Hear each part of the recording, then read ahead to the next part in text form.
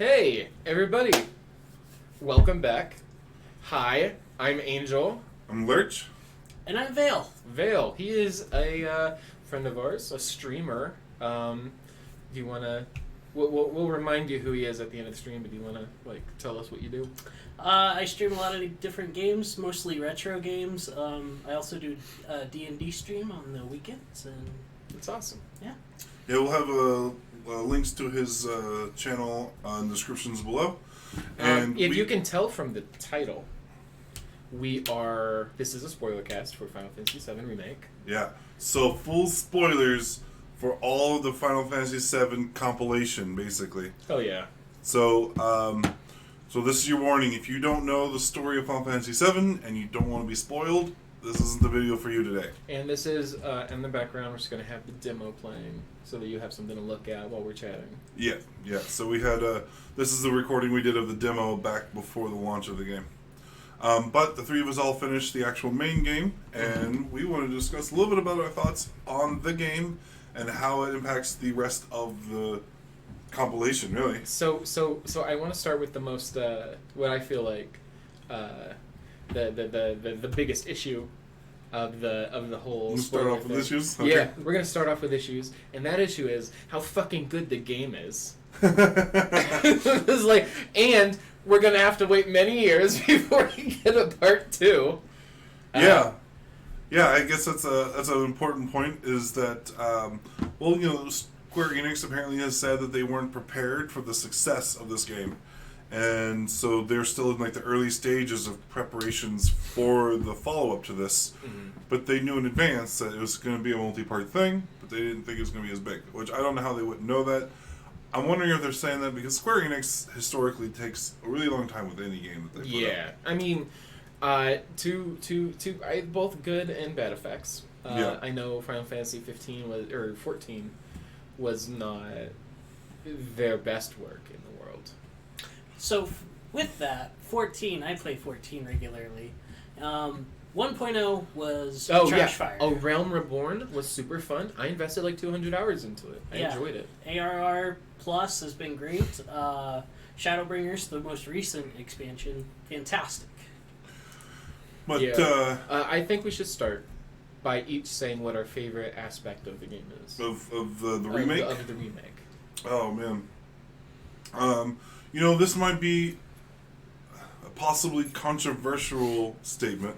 But I think my personal aspect of the remake, as much as I was looking forward to a pure remake of the old game, is the modifications they've made with the story, which we'll get into more detail later. But a lot of people were expecting a very exact replica of the story from the previous game, and this one takes some deviations that personally excite me, make me more excited for the follow-up games. And what did you not like about the game? Well, I don't know, there were some parts where I felt like the pacing kind of got halted all of a sudden. There was this real strong sense of urgency in a couple of parts. But then all of a sudden you're hanging out with kids. Stopped. Yeah. You're hanging out with kids trying to find a fucking Moogle. What about you? I'd have to say the attention to detail and seeing what Midgar looks like truly at the street level is so just beautiful. It's beautiful. You get to see Midgar as well, at least how I remembered it as a kid, it's just beautiful. I love the character development. I said that about the Spyro games. Yeah, it's so weird how companies are able to because they did such a good job originally at being able to artistically project represent what they wanted. Yeah, they did it. The artists of the 90s did a great job of artistically representing what we were supposed to see. What did you hate about it? Or maybe not hate, but didn't like? The end. The end really messes with me. Oh, man. And that's just because my childhood love of it and the progression throughout the different games. What about the end? Well, this is a spoiler cast. Right. But I thought we might go over the details of the end later in more depth. Okay. But what about you? What is it you really like? What was your favorite part of it? My favorite part of it was definitely, like you, the changes. I think one of the best things they could have done is introduce these specters that sole purpose is to keep the remake as close to the original game as possible, and they only pop up when deviations occur. Yeah. And like that is by far a favorite aspect of mine.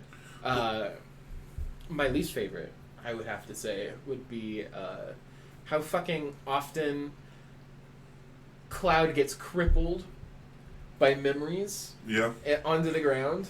like that shit kept happening, and I'm like, get a fucking grip on yourself. Yeah. There were so many times, there was a lot of times where, like, someone's asking a question, and then his response is, and then he's having a flashback. Yeah, and no one... okay, first of all, like, 90% of them, no one cares.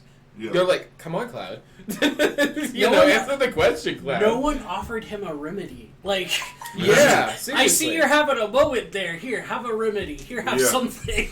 Yeah. It's a little it happened, so it wouldn't it wouldn't bother me if it happened like 3 or 4 times during the game, but I really felt like it happened like 20 times. It's a long game, and I felt like it happened every 30 minutes. Kinda, yeah. Yeah, it happened a lot throughout the cutscenes, and that did get a little bit old as often as it happened, as many times as it happened. And I mean, but that was something that happened in the original game. Mm-hmm. But I feel like I feel like part of why I felt more often is because of we know what the general plot of this game was going to be going in, and Midgar was originally around 6 hours to play through, and this remake is only Midgar, and it's stretched out to like 40 hours. And us seeing him have these like migraine moments a lot more times within the confines of being on Midgar, I think may have compounded that a little bit more. So I want to. I don't feel like there's like a real structure to this. Just so you guys know, we don't like have like a direction we're going. Just towards the end is like where we're going. Yeah. What did you guys think about how they did the battle mechanics and stuff like that, like as like it's a growing mechanic, not necessarily something that was like staying there, because there was a lot of like early on where I found out, oh yeah, I'm practically immortal when I do this. You know what I mean? Well, I want to first say about when it comes to the fighting mechanic, I was at first disappointed when I heard that they were changing the battle mechanic, because I loved the battle mechanics in Final Fantasy VII, right? I loved, like, I'm kind of a fan of the old turn-based RPG games. So, I cannot possibly agree with you. Yeah. Well, that was the big turnoff for Final Fantasy VII for me. I felt like, even as a kid, that I was tired of that. The only change where I kind of enjoyed, because I played Final Fantasy X, I really liked 10, I exceptionally liked 10 too, because of the story. And I put up with the turn-based. I was not a fan of Final Fantasy VII originally. I did not have it that high on, and I played it all the way through until the last boss. Like, whenever I went to change the second disc to go to the third disc, my save data got corrupted. So I never got to fight the final boss. It's disappointing you never fought Sephiroth, because that battle... it's so good. Yeah. I remember slogging through the entire game to fucking get there. And I didn't want to do that again. He hits you with a damn meteor in that game. Like, mid-battle. Like, he'll, like, summon a meteor, and you watch this meteor, like, hit other planets on its way to you, and they, like, explode, and then finally it hits you and does a tremendous amount of damage. And then, 10 minutes later, he does it again, because it's a fairly lengthy battle, and then that move comes in a second time, and the same planets blow up, because, limitations of 90s technology. But now, on my run, whenever I played it, because I spent all the extra time in the original game doing all the extra stuff, by the time I fought the original Sephiroth at the end, he was kind of a wuss. Because I got the Emerald Weapon and Ruby Weapon. I beat Emerald Weapon with only Cloud. I already did not have a lot of time to play Final Fantasy VII whenever I was a kid. So, doing so. For me, I love the battle system. I love the inclusion of materia. Mm-hmm. One of my favorite things whenever I was a kid was seeing what materia did what matched with whatever. And it was nice that there was elements that they could incorporate into the battle system to really respect that. Yeah. Yeah, and I didn't finish saying what I was saying earlier. It was like originally when I originally heard that they were changing the battle mechanics for this game, I was really worried. Those worries ended up being unfounded because I ended up loving this battle system. Because there's like, it's dynamic, it's live, it's just always happening. I was like, no, I want what I played before. So you would know. You've never played Crisis Core. You'll hear me bring up Crisis Core quite a bit. It reminded me very much of the Crisis Core system when we played the demo. I'd say that's pretty accurate, considering. Yeah, Crisis Core is a huge part of this game, weirdly. Not weirdly, it should have been. Yeah. Because it's a prequel. So, absolutely, oh my god, and the shit that, we can't even get into that right now. But I'm excited to get through the end of this video to talk about that. But, the mechanics of it felt like that. It felt like Crisis Core. So for me, like Corey what Vael was saying, the battle mechanics incorporated the materia system, which I love. The materia system. It's one of my favorite one of my favorite parts about Final Fantasy VII that other Final Fantasy games don't have. Like, they got changes in dresses, changes in outfits, changes in classes, sphere grids. You got all these other leveling systems, and those have their values and they have their own. I love the dress spheres. But my personal favorite was the materia system in 7 because I love the way you can design your team yourself. Mm-hmm. Any character could become good at any ability, basically. Honestly, that was dress sphere in 10 too. Yeah? Yeah.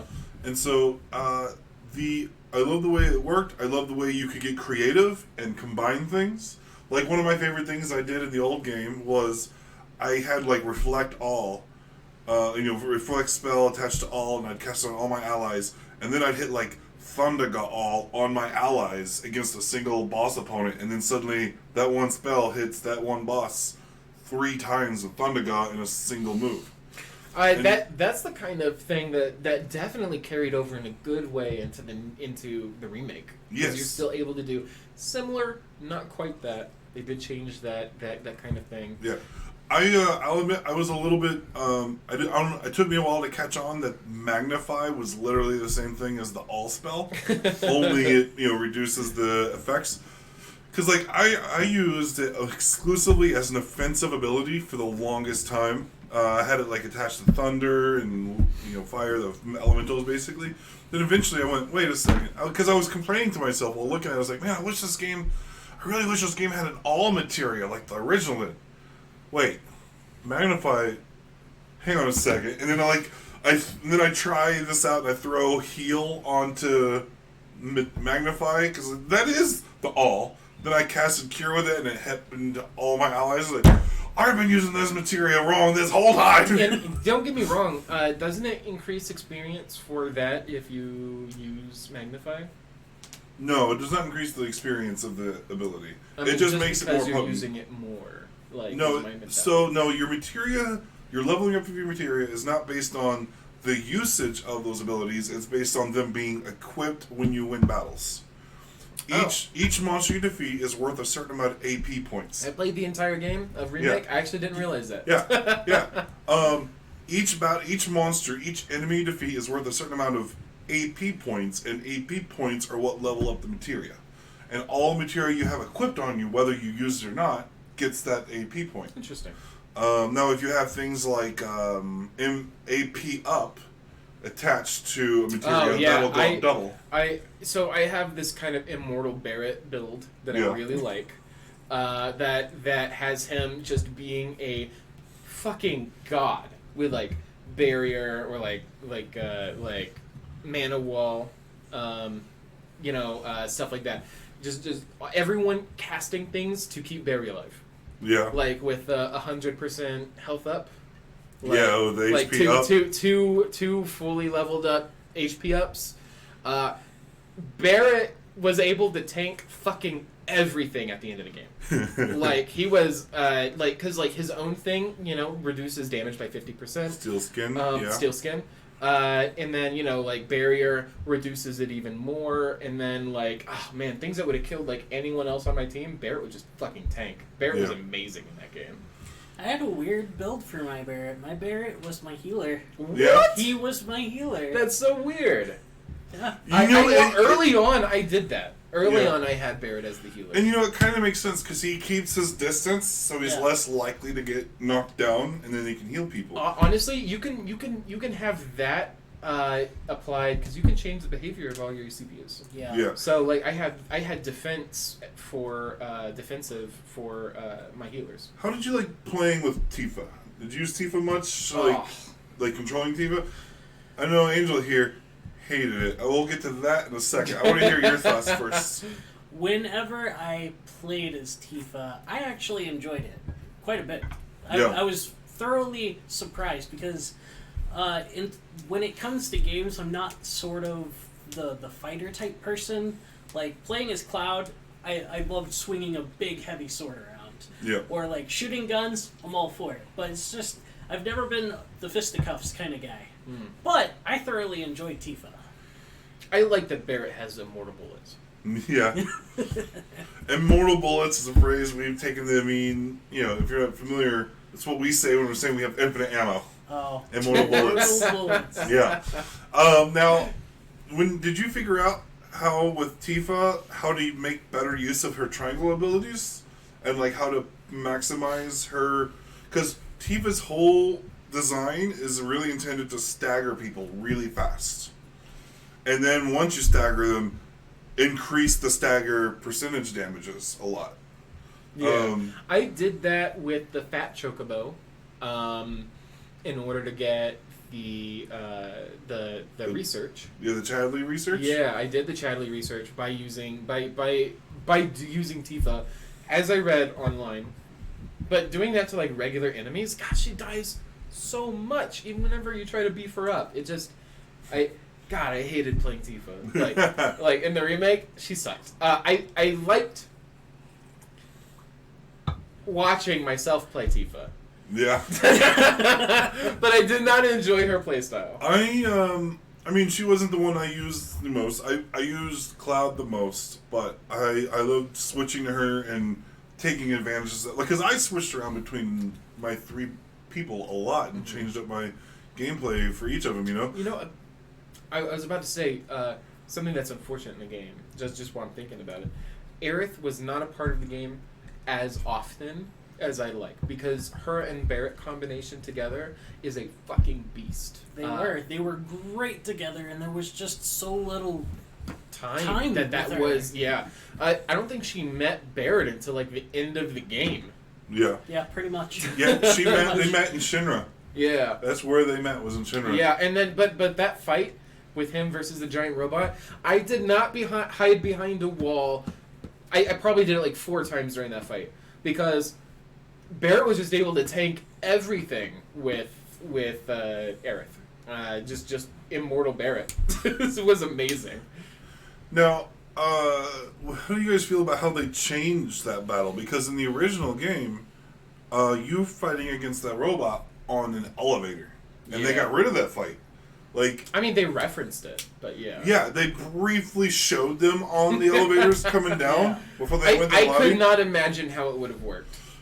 Well, I mean, in the original game, it was, in my opinion... like in the new... Right, no. I'm saying in the original game, in my opinion, it was one of the more memorable, but also it was, like, memorable to me as being one of the worst boss fights.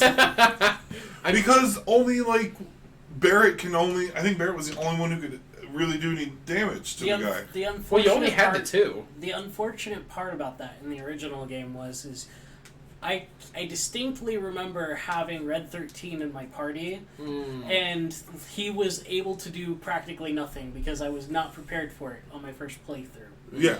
Red 13 was on your was a playable character in that one, and not in the remake. It is now a guest character. Yeah, that is its own CPU. You never get the chance to play him, which is sad because I think that would have been really awesome. Oh, I love Red 13. Well, on one hand, I agree that it's sad, but I think from a design perspective, right, it makes sense because like you're only gonna play him for like the last 5%. Yeah, you can't commit to leveling him up and what to do with his skill set. I mean, a way to have fixed that would have been just to have increased him to whatever, everybody else is, like an average of everybody else's level. Yeah. But I do believe I think one of the reasons why is because they were crunched for time.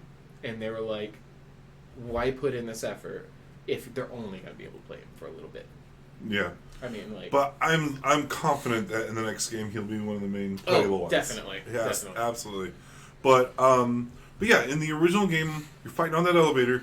Red 13, unless you happen to have him like loaded up with materia that casts spells, which has a finite usage because you run out of MP, and that was, I think, a fairly lengthy battle where you'll end up running out of MP before long, and then Red 13 is useless until he gets a limit break. Then I think his limit break was able to hit him across the gap. So Shinra Jr. Yeah. That fight. I liked that fight less in this game than I did in the original game. Yeah? Yeah. So I haven't played the original game since I was a kid. But I generally have a pretty good recollection if I didn't like something. Yeah. And I was pretty like, about that boss fight. It was a fine boss fight, originally. Yeah. In this boss fight, it was a fucking duck and run bullshit fucking... It was run away 99% of the time. I don't think I did not enjoy that. And I did it in one try, but it took me like 30 minutes. Yeah, it took me far longer in that fight than I would have liked. Yeah. I feel the exact same way there. I think the fight would have been fine if it wasn't as long, right? Because it's a different fight. You have to fight him very differently. I don't quite remember my first fight against him anymore. I think I got him through him on one try on the first run. I remember using all my elixirs on the remake try. But then when I went back on hard mode, I fought him on hard mode, and I had 6 MP, so I couldn't use any magic.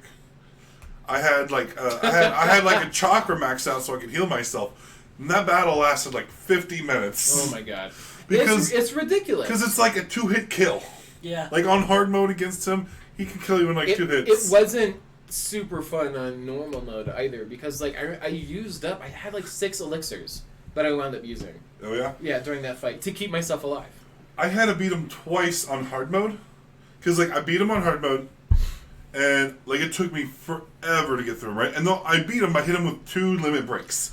Barrett is a national treasure. I just have to say that. He's on the screen right now. God damn, look at that. He's fine glorious. Son of a bitch. He's glorious. So I beat him by hitting him with 2 limit breaks. It was the second limit break that beat him on the hard mode, Oh right? yeah, limit breaks were super fucking good. Right? And then the next, then it cuts to the next fight when you got Barrett and Aerith, right? And they're going to fight the big robot thing. Then my power goes out in the house. Oh, Wow. I remember that day. And it didn't save my progress of beating Shinra Jr. I was cussing. I kicked over a table. Oh my god. I think Corey came out to see if everything was okay. You texted me during that thing like, fucking A. Didn't get, like power knocked out. I got a text from you that day. My girlfriend comes down from the bedroom. She's like, "What's the problem? What's going on?" Goddamn video games! Oh man, because his hard mode was just a chore to get through. Something I didn't like was to get up to that tower. They killed off the 2 people. They didn't stay dead. What are you talking about? I'm pretty sure. I forget who the other 2 mercenaries. Jesse. Yeah, Jesse. Oh, are you talking about when they were trying to stop the plate from falling? Yeah. Okay. All right. So yeah, we can talk about that scene a bit. Now, correct me if I'm wrong. I'm a little fuzzy on it. You played it more recently, I think. You played the Final Fantasy VII, at least the Midgar section, after you finished Remake, just to remind yourself, right? After Remake, I replayed through the entirety of 7. Woo! Just because I wanted a refresher. So he's going to be your subject matter expert on modifications, right? Well, they didn't stay dead in this game. Huh? In the remake. Well, they did. Did they? Yeah, Jesse and thought Biggs Jesse, didn't show up. I thought Biggs was alive. So let's look at this. So Jessie has character development, but she supposedly dies in the tower. The other two, I forget their names. Biggs and Wedge. Yeah. There we Right. go. Biggs and Wedge.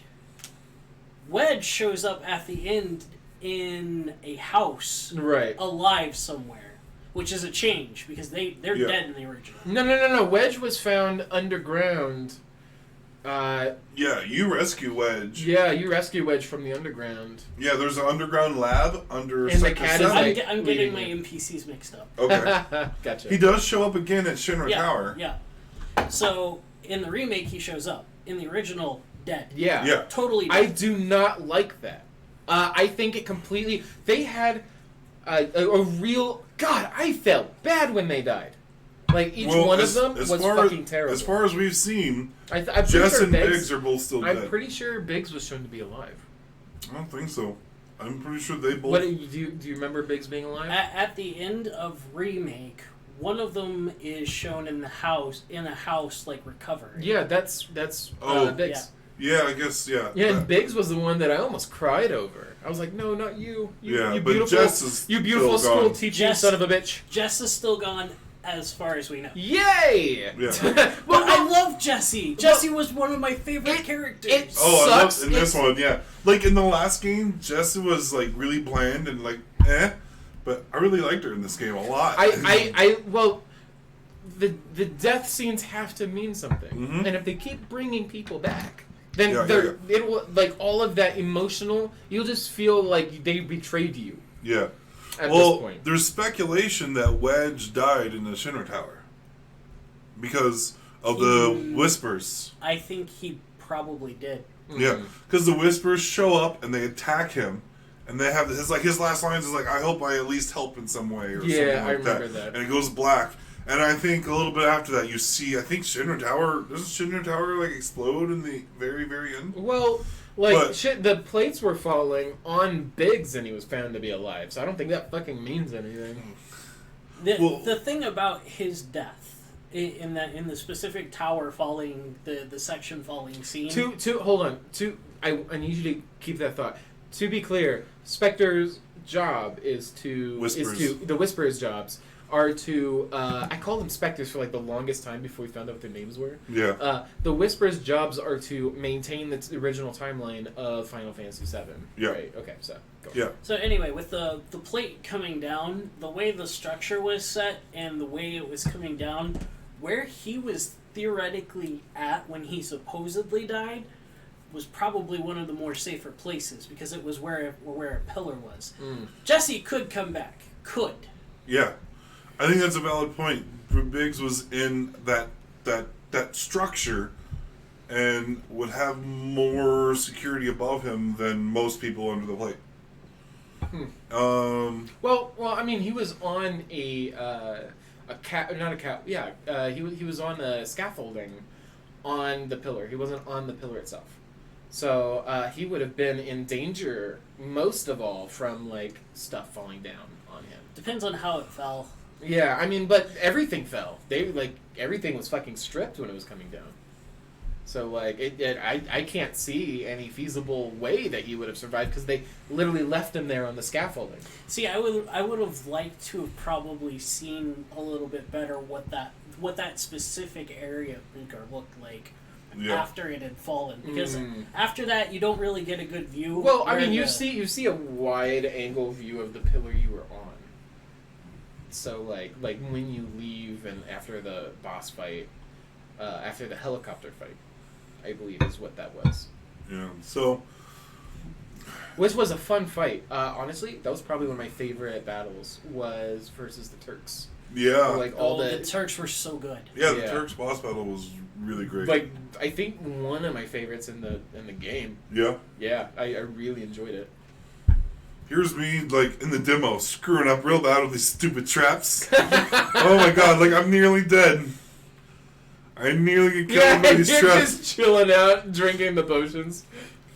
Oh my gosh, like, I don't know if I was distracted. I mean, it was my first time doing a live stream, so that might have been part of my distraction. Cloud's just you're sitting here doing like, good. this is bullshit. Yeah. just take I it was back. alone, and I did that because like I couldn't because it flashed. I learned during my whenever the game officially came out that it flashes 7 times in a row and then stops, and you didn't get that.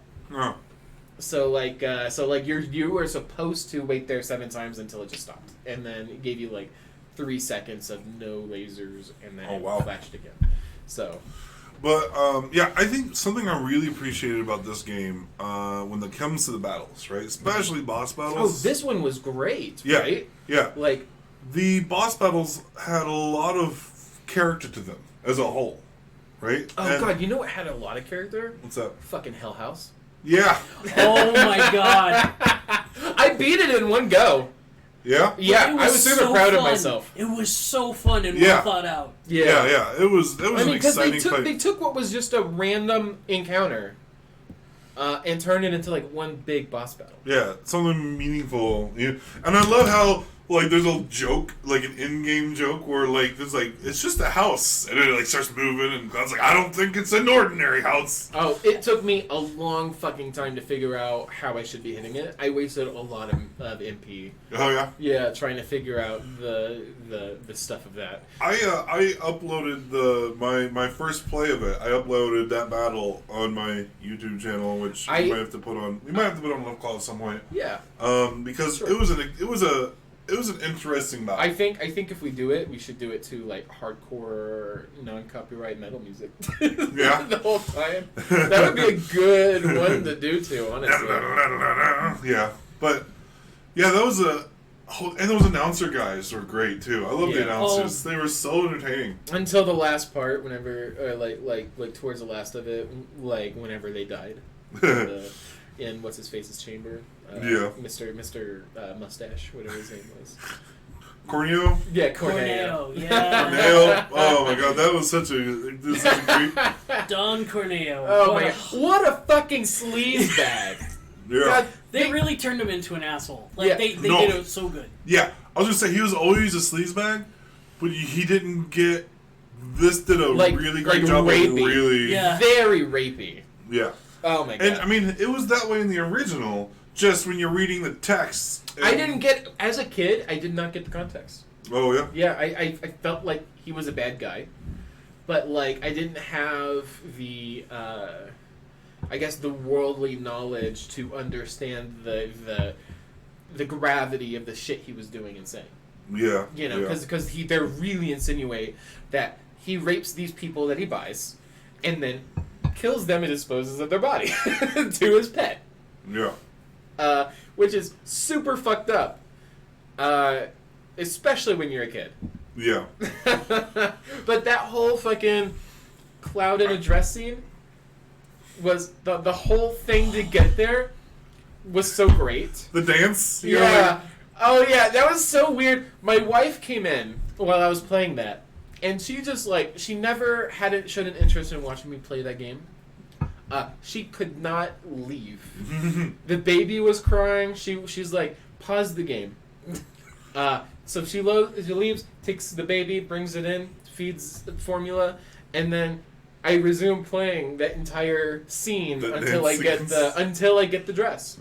And then Cloud's just like, I mean, Cloud could easily kill him. You know, like he doesn't care. You know, he's not afraid of this guy. So like he's just willing to say anything at that point. Like there was nothing he could do. The mechanics of that minigame were just on point too. Like in terms of minigames, I'm usually not a huge fan of them in the Final Fantasy games, but for once, this was done expertly. Yeah. I couldn't have imagined it being done any other way. I do have one little complaint about that minigame. Occasionally, because the way the lights. Yeah, you worked. don't know how to expect it. Yeah, because the way the lights and everything is going, it's occasionally kind of hard to see what your timing needs to be. Yeah, and you know, unless you're recording it, you're also missing out on a large. That part was of my it. biggest complaint is going through it, you had to pay attention to what you were doing, and you were focusing on where the the button commands were. Yeah, as and opposed to actually what was going on. Like Yeah. enjoying it. Yeah, like at the end when I was done with it, I hit the save video button so I could go back and rewatch it because I was like, I feel like I missed 90% of the content on this. A minigame that would have done the same thing, like gotten you to the same place, but I believe would have been better, was whenever they told you to practice it, you could, instead of doing a pre-done choreograph, you can choose the moves that you want to do and then successfully do them at the end of that practice, and then like go out of the dressing room, go into the guy, and then you just see the thing. And if you did well during the practice, then you'll do well. Then you will have done well automatically through the dance show. Yeah. And then you could have done the minigame earlier and then enjoyed the fruits of your labor afterwards. And I feel like that would have done the same thing, giving you a sense of accomplishment and enjoy the view. Yeah. It's kind of a weird, I don't know, because I feel like that might take away from the activity of, the stress of doing it for a show or whatever. Yeah. Because there is, It did feel like I was performing. Yeah. It really did. If that was the goal. And I guess you can't see yourself when you're performing.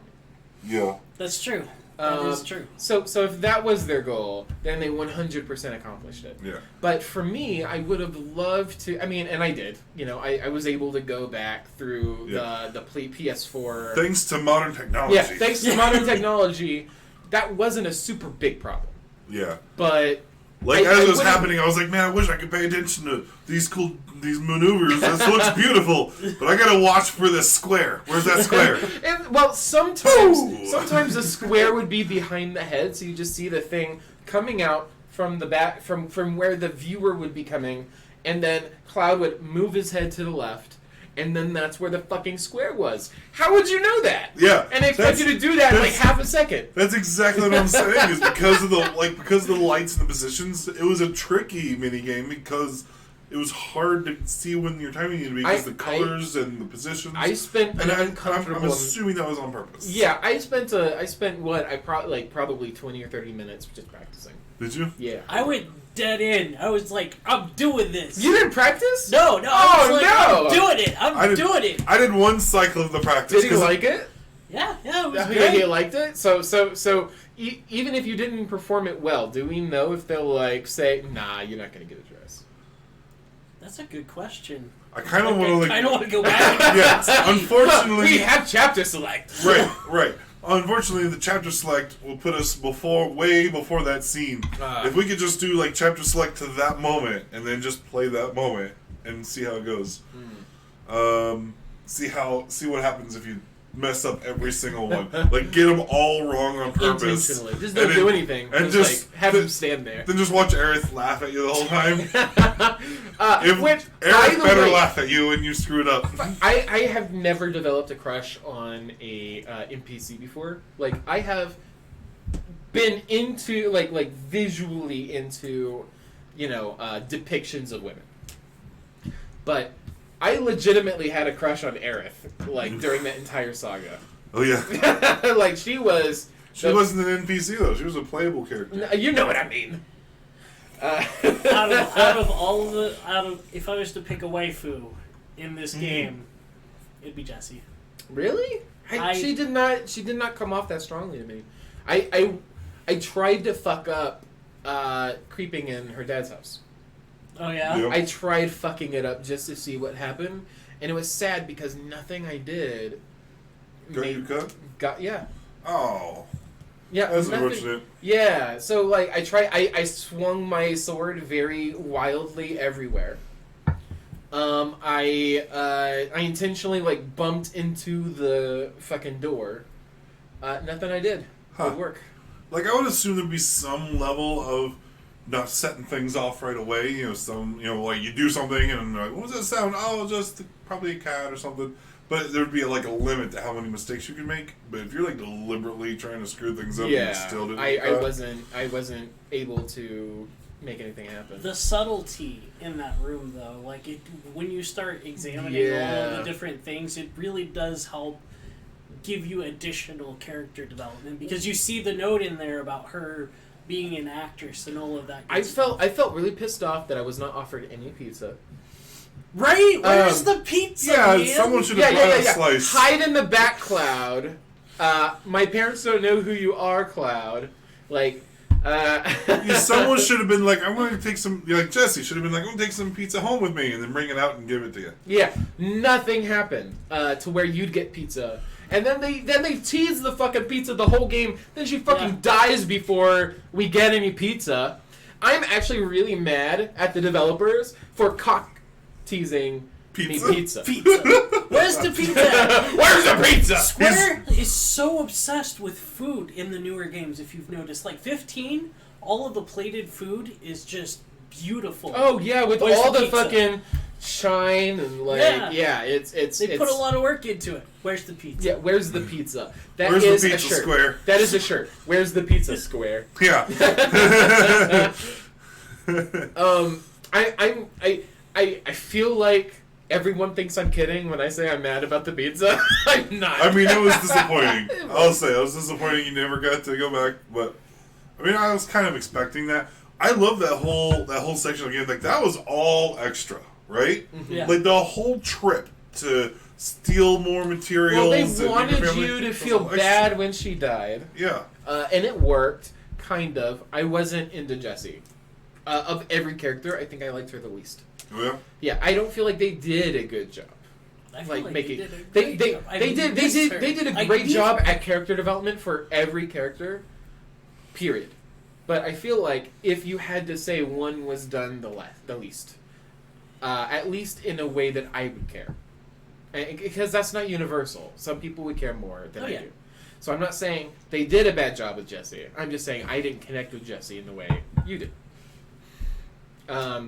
But I certainly wanted to play as her. And it was very frustrating for like the first part of the game, being like, these people seem to be, like, if you're going to remake the game, make more playable characters, was my mentality. Oh, yeah? Yeah. Because it could have worked towards the end of the game. They died despite being a playable character. You know, they could have done that. But. Yeah. It's funny that you should mention that whenever you're playing this game, depending on how you feel about people, like what your depiction of the way the story is, it's a little different. Because I found myself caring for Aerith less. Really? Yeah. Oh man, that whole Corneo thing. I just was felt like, I was not as invested into her well-being. The second, honestly, I wasn't either. Until she mentioned Zach for the very first time when we were at the decrepit playground, where she says, I've only been in love once. And I'm like, fuck no, they did not just mention, I texted you. Yeah. That is a feels moment. Yeah, that was. And at that point, I was invested in her story. Because that was an experience that... so Crisis Core is actually at the top of my favorite Final Fantasy game, period. I did not like Final Fantasy VII. I fucking loved Crisis Core. Angeal is probably my favorite Final Fantasy character Angeal's ever. so well done. Fucking Genesis is my favorite Final Fantasy villain ever. Like, I think they really did a great job with both of those characters. Zack is amazing. And, like, just the whole origin of the Buster. Yeah. I don't know. It just... because they tugged on my heartstrings for how I knew Zack died, made that all the more heartbreaking. Until the end. Oh We're my God. 45 minutes in. I can talk about how Zack is alive, and I'm pissed about it. I'm irritated about it myself, because in Crisis Core you see this very visceral. well, Everybody's fucking shooting at him in a crowd, and you just see like him going forward because he knows he's going to die, and he just tries to take out as much of them as possible. And it obviously didn't fucking work because Final Fantasy VII happened. Yeah. It just like the entire time you're working for Shinra, the entire time. Yeah. And then they fucking turn on you, and like Aerith. You feel for Aerith because she knew when he died. Yeah. Like, she could just feel it. And then now you're telling me that Zack mysteriously got up and lugged Cloud somewhere? He's alive somewhere. Zack, as far as we know at the end of Remake, is alive pisses somewhere. me off Yeah. so bad. And now I'm curious why the Cloud has the Buster Sword if Zack's still alive. He may have given it to him and then like left. Just yeeted the hell out of there. Yeah, but left. I mean, I haven't played Crisis Core, so I'm a little bit out on this one. But I mean, if they were in a relationship and she's in Midgar and he's now back in Midgar, it seems odd that he never shows up to see her. Yeah, that didn't happen in Midgar. That weren't they not walking towards Midgar at the end of that? They were walking towards Midgar. We don't know what happened after that. It's entirely possible that Zack laid Cloud down in front of Midgar gates and left him the Buster Blade. Yeah. Or Buster Sword. Like there's a lot. There's so until much. 2 or 3 or however many games that this is gonna. It's gonna be the last bit. Yeah, probably. Yeah. And then like the memories and stuff. It completely.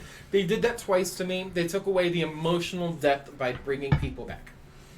Zack needed to die to give to add emotional depth to Aerith and to add emotional depth to Cloud. And to justify Angeal. Yeah. Like, seriously. They just buy Angeal. What if, because this game, something they're making a big deal about in this game is how, the future is different. The future's changing. History's changing. Right.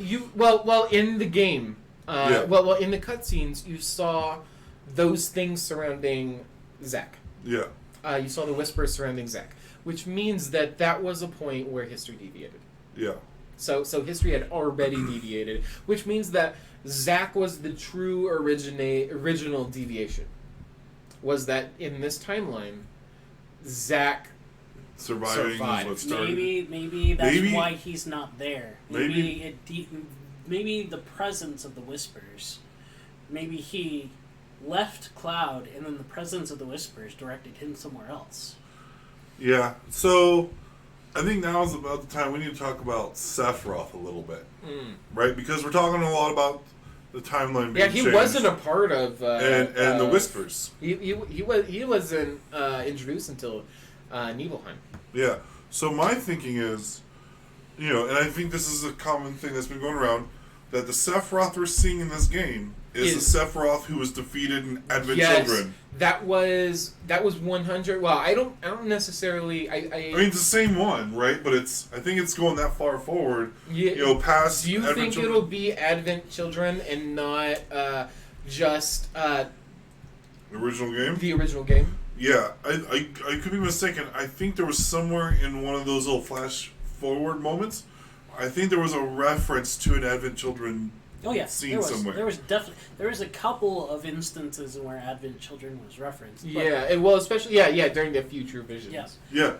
So I think for that to be the case, I think that means that the Sephiroth we are dealing with today in the remake is the one that was defeated by Cloud at the end of Advent Children. That was like, I will never be just a memory. Yeah. And now he's coming back to the past. Maybe somehow he saved Zack. Time magic exists. Yeah. I mean, time materia exists. It would not surprise me if, or even not that. There's something that what was it? Someone sent or Raiden. Yeah. Raiden sent his memories to past stuff. In Mortal Kombat games, yeah. Right. Raiden sent himself future images. I mean, there's a lot of ways we can run this. This could be the original Sephiroth with the old Sephiroth's memories. Yes. Yeah. I mean, yeah. It could be that. Like, I'm not thinking that we're going to see 2 physical Sephiroths in this franchise. So it's either like the future Sephiroth sent back a message or his consciousness came to the past to take control of his old self. And then I think though, but either way, that means I think the Sephiroth that we're seeing in Remake, it experienced everything from, or at least knows all the experiences. I think that's the best current theory, in my opinion. And then every time he does something to deviate the timeline, the Whispers shows up. Right? For a while, I thought the Whispers were helping him. But then whenever they revive Barrett, because Barrett gets stabbed in his chest by Sephiroth. So there's a theory of mine, and have never once shopped around for theories. This is all just my stuff. I don't look on forums and shit like that. It is my current theory that that means Aerith's not going to die. I think honestly, what like the meme is that the DLC or that the DLC that was going to be sold with this game was right, Aerith lives. Yeah, I'm kind of leaning towards the game itself means Aerith lives. So see, in some of these sequences, it's not always Cloud seeing things. Some of them are other sequences of people. I think Aerith had. So we don't know who is essentially seeing that specific scene, but I think it's Aerith. I think she knows she's gonna die. I don't know about that specifically, but that certainly would make a lot of sense. I did. Oh my god, I did not think about that. However, I do think just from the way it's going, he already killed Barrett in the way that he killed Aerith in the original game, and the Whispers had to bring him back. Barrett would have died. Mm-hmm. If they do that again to Aerith, first of all, Square knows we're expecting it. Square. Oh no, not what brings her back. I'm saying that she's going to avoid that death altogether. Yeah. She still might die, but she's going to live past that point. Yeah, that's my either that or she dies super early in the next game. In the original scene in FF7, the original game, President Shinra is on the chair with the sword through him. Mm-hmm. He's just pegged there. You don't see him die. He's killed off screen. Mm-hmm. And you come upon his body. So that's where this scene is different, because Sephiroth never touched Barrett in the original game. Sephiroth is actively pissing off the Whispers. That much is clear. Yeah. They're like, everybody needs to be fucking separated. I'm gonna surround Sephiroth so Sephiroth can't do anything anymore. They're just trying desperately to, like, I don't think they even know how to do it anymore. Like, they turn into a giant cloud monster. Yeah. In an attempt to just fucking put an end to all of this. Yeah. Yeah, so, the Whispers are going to do everything in their power to make sure Aerith still dies. But I think the ending we got in this remake is proof that anything can happen in the next games. We have broken through Destiny. Yeah, right? I really do hope that is indeed the case. Yeah. I would love to see... But what if what if another main character dies instead of Aerith? I'm okay with that. I think, at this point... Oh, no, not Barrett. Not Barrett. Barrett is my number one main guy. And then is Tifa. Yeah. I'm okay I was going to say, story-wise, and with our knowledge of this and all the other games... Who do you think would be the most impactful to die instead of Aerith? Cloud. Yeah. I'm gonna go on a limb and say they will kill off Cloud temporarily. Zack. Yeah. What if Zack? Fuck yeah! Oh my god! Zack becoming the protagonist again? Holy shit! Yeah. It makes most emotional sense to kill off Cloud. And it completely pays off the change. Oh my god, I would love them if they fucking made that change just so you could play as Zack again. It becomes Zack's story. It means Zack is it's logical. Zack is who Cloud thinks he is. Yeah. Exactly. I mean, like, it would make sense to revert back to what is honestly one of the best fucking guys in all of gaming. Like, I agree. I think it makes perfect sense. Ooh, yeah. You heard, like, I don't know if that's a current theory or not, but... Well, that was something I was wanting to try to get to, is because we were talking about Zack being alive. That's what I was thinking about before, is if Zack's alive, and he's supposed to be the true owner of the Buster Sword, then... Well, Angeal's the true owner of the Buster Sword. Whatever. But if Zack's alive, and Zack was supposed to have the Buster Sword, and now the timeline is being changed, and somehow Cloud has it... that's what was making me wonder, what if we lose Cloud and get replaced with... I mean, that would be really bold of Square to do, because Cloud is so iconic. Yeah, Cloud is an iconic character. But Zack is Cloud Pro. Right. And I wouldn't put it past Square Enix to kill off the iconic character for narrative reasons. Zack killed who I believe is someone stronger than Sephiroth. Like in Genesis, so towards the end of Crisis Core, this is a spoiler cast. I'm sorry. Genesis, who is one of the 3 soldier first classes, alongside Angeal and Sephiroth, he becomes a giant god using the DNA of Genosis. Yep. And so he is at that point. Genosis, not Genova. Genova, that's right. Yeah. Genova, right. Okay. I was combining. I was Genesis like, am I missing something here? No, Genova. Yeah, so he used the cells from Genova. I think the head. Yeah, he did. Yeah, he did. Yeah. The cells of Genova is often the blame of everything involving that family. Yeah. So yeah, Genesis was in my opinion way stronger than Sephiroth was eventually. Oh, yeah. The way they depicted him in Crisis Core is he was a real big bad, and he could have probably, given the game the way it came through, he could have wiped Sephiroth all over the place. And by the end of the game, Zack was successfully butting heads with Sephiroth. He was on Sephiroth's level at that point. Yeah. I mean, Cloud struggles with Sephiroth, but it may have been because Sephiroth wasn't the main enemy of that game, of Crisis Core. Yeah. But he was on Sephiroth's level. So right. I think that Zack is a way better protagonist to fight Sephiroth than Cloud is. I do think it's worth thinking about how there has to be room for Cloud to grow. And at the beginning of Final Fantasy VII, he wasn't nearly at Sephiroth's level, but by the end of Final Fantasy VII, he was. Mm-hmm. By the end, he's strong enough to defeat him. He just needed more time to grow into that person. But man, it would make sense. I don't know if that's something they're going to do, but I think it's an interesting idea to consider and something to keep in mind as a possibility. Sephiroth says he needs Cloud to complete his plan, but if there's no Cloud... Yeah, if Cloud's gone, which Cloud is very particular.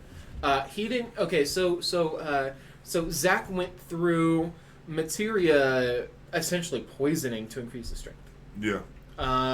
Zack did that. Cloud didn't. Cloud went through experimental fucking materia bullshit. Yeah. To get his strength. It's very similar stuff, but they went through 2 different methods. Okay. So Zack would make more. Like Cloud is special, and Sephiroth knows that. Yeah. Which is why I think removing him from the situation might destroy. Because you're right. Sephiroth knows that Cloud keeps fucking with him. Sephiroth has been 100% trying super hard to get him on his side. Yeah. I think Sephiroth is trying to remove Cloud from the situation. And if he successfully does, another option, he doesn't kill Cloud, he successfully convinces Cloud to join his side. Here's what I'm looking at. So that's... Yeah, right? From the way Remake ended and up to Advent Children, it seems like there's always the theme that Sephiroth will continue to exist as long as Cloud exists. So, what if the whole thing of Remake is that this is a continuous cycle that's meant to happen over and over, and once the timeline is broken with Zack, it further enforces the fact that Cloud needs to be taken out of the picture, or else this just keeps happening. I think it would make I honestly would not be opposed to a timeline, or to this being the timeline of Sephiroth successfully convincing Cloud to join his side, and then Zack has to get involved and show Cloud. God, that's a bold change. But I want it's that. A good change. Yeah, it is so far out of left field. So you were saying earlier talking about how the ending kind of pisses you off because the original was so dear to you. Maybe can you expand on that a little bit, and then how that might match up with what we've been talking about here with possibly killing off Cloud or making him change? So the final part of the game, like we'd said, towards the end you see Zack survive. That's one thing that irritated the hell out of me. Because I wasn't considering the possible timeline implications. Now I'm kind of liking the idea. Yeah, me too. But the way the fight played out, it felt really overly climactic for what the situation was and where they ended. Like, the ending bosses, great. I love them. The gameplay aspects, great. The story implications is what really just... It's because I don't know what to expect in the future that really drives me crazy. Yeah, but that's what has me the most excited. Is I think you're excited. Yeah, I think you're excited because you never played the original. No, I played the original. No, Crisis Core. Oh yeah, I didn't play Crisis Core. I think Crisis had you Core, gotten had you gotten that, you'd be feeling the same camp that we are, to where it's like, what the fuck? Yeah, and I was like, what the fuck? Again, until this conversation where we started exploring the implications of Zack coming back as either a hero or a villain. Yeah, because depending on what happens with that, just blows my mind entirely. Yeah, with them showing him still alive, they have to bring him into the present fold in some way. Mm-hmm. And it's going to have to be some meaningful way, right? If he just shows up, that's going to be a letdown for everybody. So he's got to show up in a meaningful way. And the only two ways I'm really seeing it being really meaningful is that he becomes an antagonist or he becomes Cloud's replacement. Didn't Hojo die in the Midgar? Yes, Hojo died at the scene where it was where the weapon fight occurred. That was in the original. Yeah, in but the original. Not in this one. Wait. Yeah, he wouldn't have died in yeah, he was still alive for 7R. the board meeting. Yeah. So in the original game, did he die during the Midgar? I felt like he was still alive. He was later. alive up until the weapons attack, because he was a part of the project of changing Junion the cannon. He was a part of the cannon hooking up into Midgar and firing at the crystal weapon, I believe it was. Yeah. Yeah, so so he would have survived beyond this game. Yeah. Yes. Gotcha. Yeah. At least I could have sworn he died during the lab fight, is what I was thinking. Is how I remembered it. In the original game, you see him get attacked by Red 13, and then it switches screens, so you never know what exactly happens to Hojo until you see him chilling on a beach with some babes. God, could you imagine? Man, we didn't get that scene. Could you imagine the babes on the beach? Come on. Could you imagine that face chilling out with babes on the beach now? I mean, he's got money. That guy, He's a creep. The He's whole always a face, the whole face thing. Oh god, like it was so interesting to watch him talk. Like he reminds me of Mick Jagger's mouth. Kinda, yeah. I could see that. I could freaking see that. It was. Oh yeah, like who's the creepiest creep in this remake? There's so many. Corneo was really bad. Hojo was really bad. Yeah, Hojo was like super rapey in like in a mental way. Like he wanted to inflict psychological harm. Yeah. And he was hoping that all of the friends would die, so she would start opening up about this fucking. Scarlet was more recognizable and like had more character in this as well. Like looking at all the baddies that were spread out there, the cast of characters, you got a little bit more out of each of the characters than you did in the original. I think it was really telling. You said Scarlet? Scarlet. Which one's Scarlet? The Scarlet, the red dress lady. Yeah, the one who like dug her heel. Into Okay, that works for Corneo or works. No, where she's works a for Shinra. Shinra head. Yeah, she's a Shinra head. Yeah, and has that experiment going on, and she's just like relaxing in the chair with her foot up. My God. You know something that was super subtle was you go into that display room where everybody gets a hologram. Oh, I walked through there and visited all of them. Yeah, so did I. Yeah. It was. I mean, okay. So on a front level, they were telling you about them. Yeah. But on a back level, they were telling you about them. Because, like, one of them was, like, obvious... Or Hojo just could not wait to fucking leave that place. Yeah, he was done. Yeah. He's like, I don't have time for this And it was a great... They used two methods of conveying information. Them physically talking, and then the way through which they're being represented through each of these things. And, Yeah. it is a great way to introduce you to these heads that you're not going to see again until a sequel. Yeah. Yeah, we didn't see much of them, but we did see... Like Scarlet, like, she only had... And seeing 4 minutes of screen time in the game. We never fought her, but you know, I didn't remember her name, but I remember her scenes. I remember what she does. Yeah, she was very dom. Yeah, She's very dumb. Yeah, like she had her legs on like this Shinra soldier who's just like. This is I went through training for this. Yeah, but they're all like in quivering fear of her. Cause... Yeah, and they got one on a leash where he just like walks on his hands and knees the whole time. I don't think he's on a leash. I think he's just walking on his hands and knees. Oh my god, that's even worse. Yeah. It's a psychological leash. Yeah. Ah man, like everything about that. I forget what his name is. The heavy weapons. The person in charge of the armies. Heidegger? Heidegger, something like that. Something like that.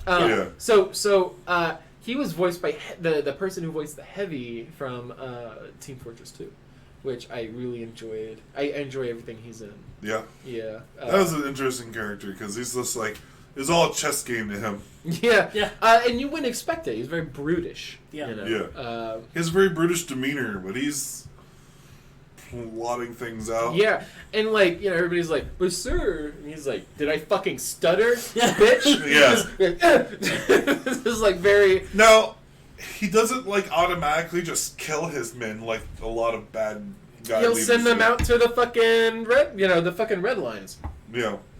But, yeah, it was an interesting I was disappointed he didn't get hit in the face by the motorcycle at the end. A little, yeah. It's like, this is so fucking close. Yeah. Well, I mean, he just barely leans back and dodges that guy. it. Yeah, that guy. Yeah. Yeah, the guy who causes the very first huge explosion. There for a while, I forgot about there being a difference between him and the President Shinra, and I was thinking he was the big bad ruler of Shinra. Like, I forgot the difference for a little bit. Then I was like, oh yeah, that's right. He works for somebody else. I forgot he's not the top guy. He's just the top security guy, which is a very important role. And you forget that this is just a fucking electric company. Yeah. It's supposed to be. Power company. Yeah. With the mirror like housed in the back. Where is the? Well, when you're the sole provider of all the power, where's the government of the world? I mean, this is well. I mean, is there a government? I don't think there's a world government. I mean, like maybe a country government or something. Yeah. But Midgar is almost like its own country. No. As a major There city. is a country government because there's a mayor who gets pushed around. Yeah. And a mayor would not have power if there wasn't someone granting him that power, which would be a governor. Well, he has no power. He's just a figurehead. Right. So there has to be like a president of the country. The way that I interpreted it is that there is a system of government that's pretty much owned by Shinra. I think at the point where they're at right now, the mayor is owned by Shinra. Yeah. I'm not sure if the government is owned by Shinra. Well, if you in the terms of looking through all the people, right? You look at the community planning guy, Reef. I think is Reef. Reef is the community guy, right? Yeah, I think so. Yeah. Is they trying to urban development? Yeah. So they're in charge of all public services. Yeah. So essentially, it's all baked into the power company. Weird. Yeah. So this is basically like the capitalist utopia where a corporation owns and controls everything. That's fucked up. Yeah. And I mean, I kind of like as a kid, I think I understood that, but as an adult, where I know there's more nuance to government, it's weird that they would bother having... There's more nuance to our government. Well, no, I mean, like, in general politics. Right. And it's weird that if everyone already respects Shinra and listens to their propaganda, why would they need a mayor to begin with? I don't know. I think it's just a habit. Because whenever you visit him, he doesn't have any implications into anything. Like, right, he's just a face. Right, but why have because like he's an elected official in the game. In the game, you see a video of him shaking the hands of President Shinra, welcoming him into the city, which must mean that Shinra is not the head of the government. That would mean that there is a government outside of Shinra that Shinra is interacting with in some way. No, that's completely right. I think that the way it is that Shinra's got its tendrils in everything in the government system. Mm-hmm. That it's just for show and for just if someone asks, like, who's in control? Honestly, well, the mayor is. Honestly, the worst I'm going to turn this back a little bit since we're not done talking. Yeah, just play it back at the beginning. Yeah. Let everyone see that beautiful, beautiful train. The issue with the I still hear the music of the original game during this cutscene. Like it's still in my head. Right? It's so beautiful. Like the new one. I mean, look at that fucking Nobuo Uematsu was a musical genius when he scores these games. You know, and Crisis Core really just solidified, in my opinion, the real design of how this place looks. Sorry, I didn't mean to distract you. Just straight thoughts. It's gorgeous. Yeah, it's gorgeous. There's Shinra being introduced into the city, which means that they're not the main thing of government because they weren't maybe even in the past. But they definitely I think it's scarier thinking that there's a fake government than it would be thinking that Shinra is the government. Yeah. I think. Honestly, they have all the money. They have all the control. Yeah. So like, I would hazard a guess to say that there is an actual government. The other side of that is that Shinra owns the military. Like, they have no regular military. Even in the game, they say that it's a private military force. This is not the government's military. This is Shinra Soldier Program. Yeah. It's not a military. It is a private security force. Military company. Yeah. It's a private security force. So they don't even have like any, like, even if the government had anything, they have no local control of it. Yeah, they have no way, if they wanted to say, Shinra, you gotta stop what you're doing, they have no way to enforce that. No. Yeah, I mean, so I would say Shinra probably took over the mayor just so they could have full, total control of what I'm assuming is the best city in the world. Yeah. Because they went to war with Wutai. They decided on that. The mayor didn't decide on that. Shinra did. Yeah. Man, I remember in the original game, I didn't really care for Barrett in the old game, but I love him in this game. I was the exact same way. Barrett is God, his daughter is so cute. The whenever I replayed through 7 recently, I noticed that Barrett's character didn't really start showing until way later on. Whenever it's so good that you say that because I was telling you when I was like probably a third of the way through the story, I didn't like Barrett. Yeah. And then that wildly changed about, like I said, a third of the way through the game. I 100% think that Barrett is one of my favorites, and I might be projecting. I think because I too national treasure. He has very quickly become my favorite person in this game. Even Cloud, which is an asshole. Cloud is a fucking asshole. I do not like him as a person. Oh yeah. Yeah, as a human being, I wouldn't have drinks with him. He's kind of a jerk. Yeah. Like, he's nice because Tifa convinces him to be nice half the time. Barrett, though, they turned that way up. Like, they took his base character and shifted it. It was really... I love Barrett throughout Remake. I actually bond with the character. I feel, like they did a really good job of trying to portray the person he is. He's very emotional. I have a daughter. And honestly, that's why I hated him in the beginning. And now, after I met his daughter... kind of understood some of the issues that he was having, I was like, oh god, I fucking love this character. They developed him so well. I have a daughter, he has a daughter, so there's a when there was a chance she would have died, I was You have to save Marlene. Yeah, You have to. I could not have played that mission faster. That whole interaction of him talking to Cloud and be like, tell me she's okay. He's like, I don't know. Please just tell me. I won't even be mad at you if we're wrong. Yeah, and then he's like, telling me that she's okay, I lied. I would be mad. I would have been mad at you. that was raw fucking emotion. Yeah, and I loved the way they wrote that and the way they performed that. That was fantastic. Now, one thing that I've heard some people complain about in this game is some people think that there's a lot of padding. And you know, they took 6 hours of content and turned it into 30 plus hours. You know, honestly, how do you feel about the padding? Okay. Let's start over with Corey. I was about to say, let's go to you. I feel like what they did was necessary to get through Midgar, because what the developers were going for was, we want depth to Midgar. We want Midgar to be center stage. We want it to feel big, to feel like there's a lot going on. And we're also going to give you little tidbits of the past that maybe you didn't realize, or that has implications to other games in like Crisis Core and stuff. I think that it was necessary for the padding that they did. I don't feel like it was too much. I'd have to say I agree with you about the whole flow thing. Yeah. Like the start and stop was very, right there. Yeah. And there's several different kinds of it. There's several different kinds of padding. I'll get to that in a second. I'll get your thoughts real quick. I enjoyed it all. I think that the slowdowns happened at a great time. It allowed you to unwind from what was legitimate tension.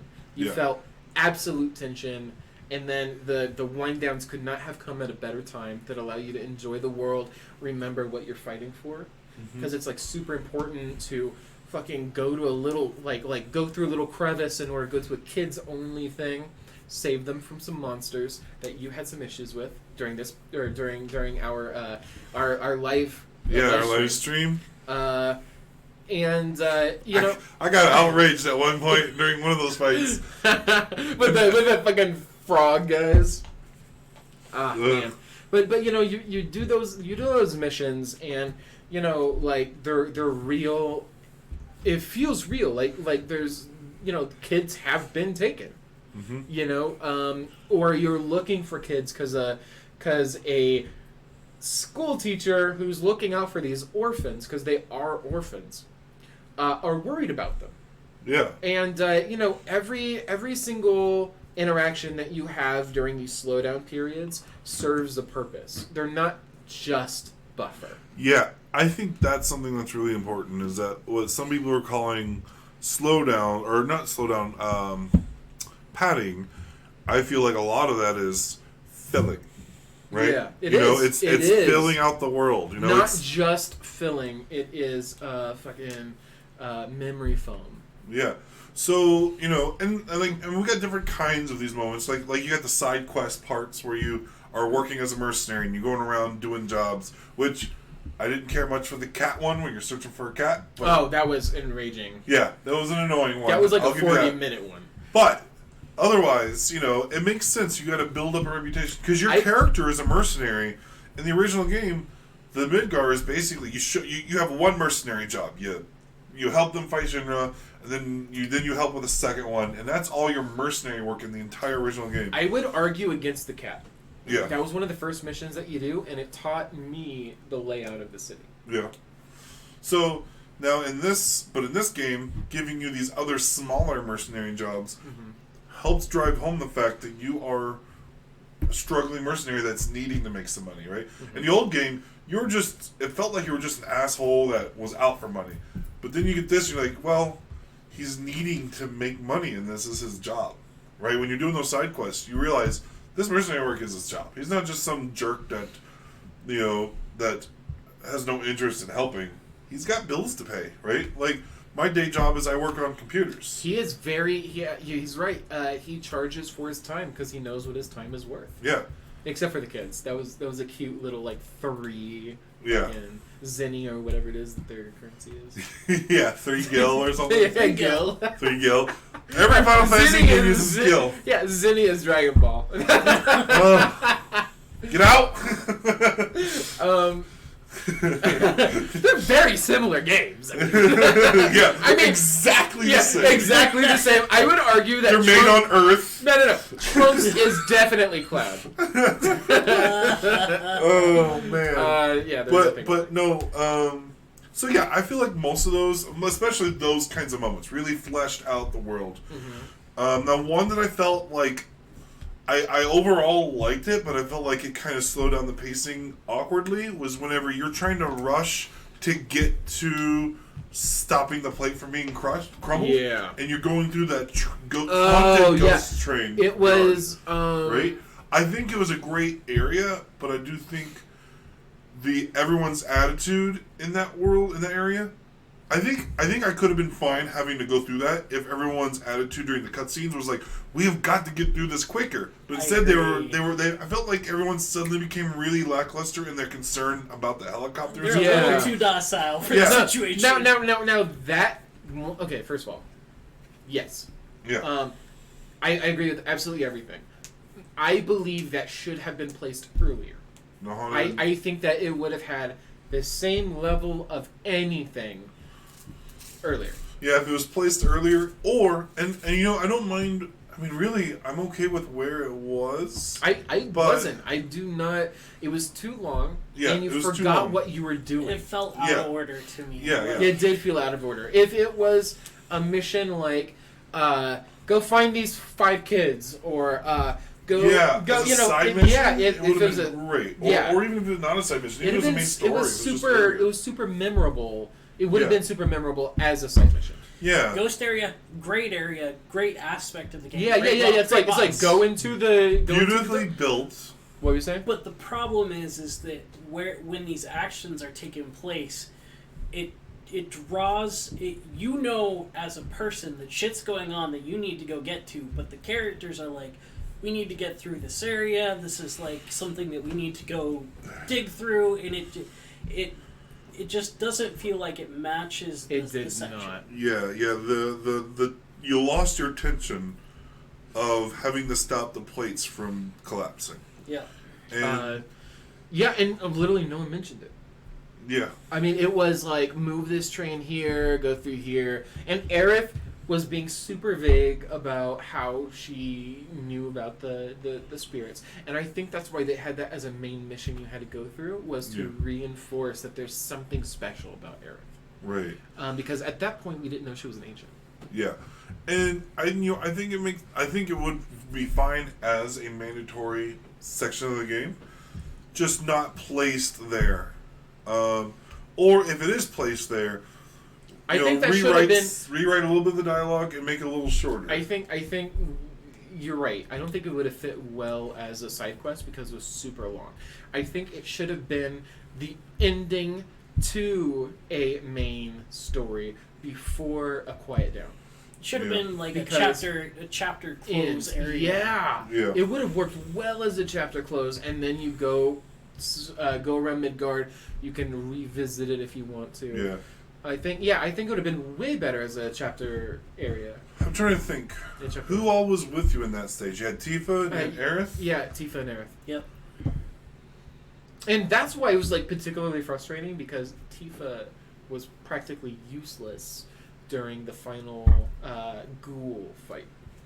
When you fought the ghoul, which was the amalgam of all of the... Well, I think she was half useless because, if I remember right, the ghoul switches back and forth between ghoul form and physical form. Yeah, but like it happened pretty when the switch happened, it made more sense to throw fire at it than it would have to be than to hit it. Then punch, kick. Yeah. Well, that's what I was doing. Unless that you want a magic fight. That was definitely a magic fight. It was very useless. And presumably, you could use her to stagger it when it's in physical form. I mean, what you would be.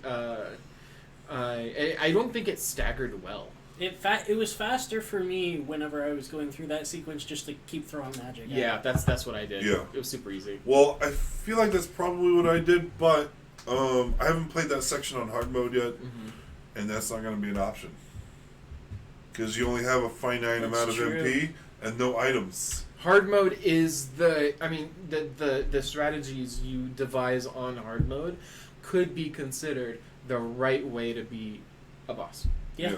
That's entirely true. So But on normal mode, I think it was 100% acceptable to just lobby just magic fucking at it. lob magic at it repeatedly. Yeah. Yeah. But yeah, I think it was a memorable, good, a good part of the game. But yeah, it's just the placement was weird. And then other parts that people, that people mentioned about it kind of slowing down. You got, like, when you're in Hojo's lab, right? Where there's padding. Where people feel like there's too much padding. When you're in Hojo's lab, the original Hojo's lab wasn't nearly as long. They had this whole thing where you had to, like, flip switches and switch back and forth between the different groups and fight different groups of, enemies with those. And, some people might call that padding. But I feel like, that's... And it didn't add much to the story. Admittedly, it didn't add much to the story, that section. But it did put you in different combat combinations to get you accustomed to using different characters. The one thing that did irritate me, though, is that, like, you got a finite amount of... Like, you're used to using 3 characters, right? You're used to using 3, and you have, like, a material loadout for 3 characters that you've been working on, right? But then you get this part where you got 2 teams of 2, and you're jumping back and forth between the 2. And then, I don't know about you guys, but every time I switched teams, I also jumped into the materia screen and moved around what material I did wanted. the same thing, yeah. And I kept switching. It was definitely time consuming. I early prepped, man. I early prepped. I did not have that. Well, they didn't teach you to do that. See, I think it's because of playing RPGs as much as I do. I was just like, you know what I'm going to have to do here? At some point, I'm going to have 2 full parties being able to fight. So I was like, I need two offensive fighters, a sort of fighter, and then 2 healers. It got towards the end of the game. It got to the point where if I wasn't playing Barrett, it was a slogfest. If Barrett was not a playable guy, it was really sucked because I was kicking ass fighting that giant floating fish. I was that giant metal flowing fish. Yeah. It was like a rainbow trout that was evil and I mechanical. was kicking its fucking ass very easily whenever it was me and Cloud. Yeah. And then whenever it went to Aerith and Tifa, I was like, I am not prepared for this, and I cannot switch the materia. Tifa, I was ready to that go at fight, that point. Tifa was mostly useless. Yeah, Tifa I found was mostly useless for a lot of fights. Aerith was I was Aerith for that It fight was, too. It's a problem when Aerith is the damage dealer of a fight. The main damage dealer. Actually, I mean, outside of, because you can't, So Tifa was useful to me because I learned early on I was never going to play her the way she was meant to be played. So I had her as a buffer. Anything that could be used to buff somebody else, I had her. Mana wall, barrier, time, stop, shit like that. I have her for all of that shit, and I had like the special gloves that allowed you to hold like a whole bunch of material. Yeah. So she was buffing Aerith and was constantly dying, but Aerith was my fucking black mage, just lobbing Me shit. too. Yeah. Well, what I was trying to say is because my last run of fighting against that was on hard mode, and I didn't have.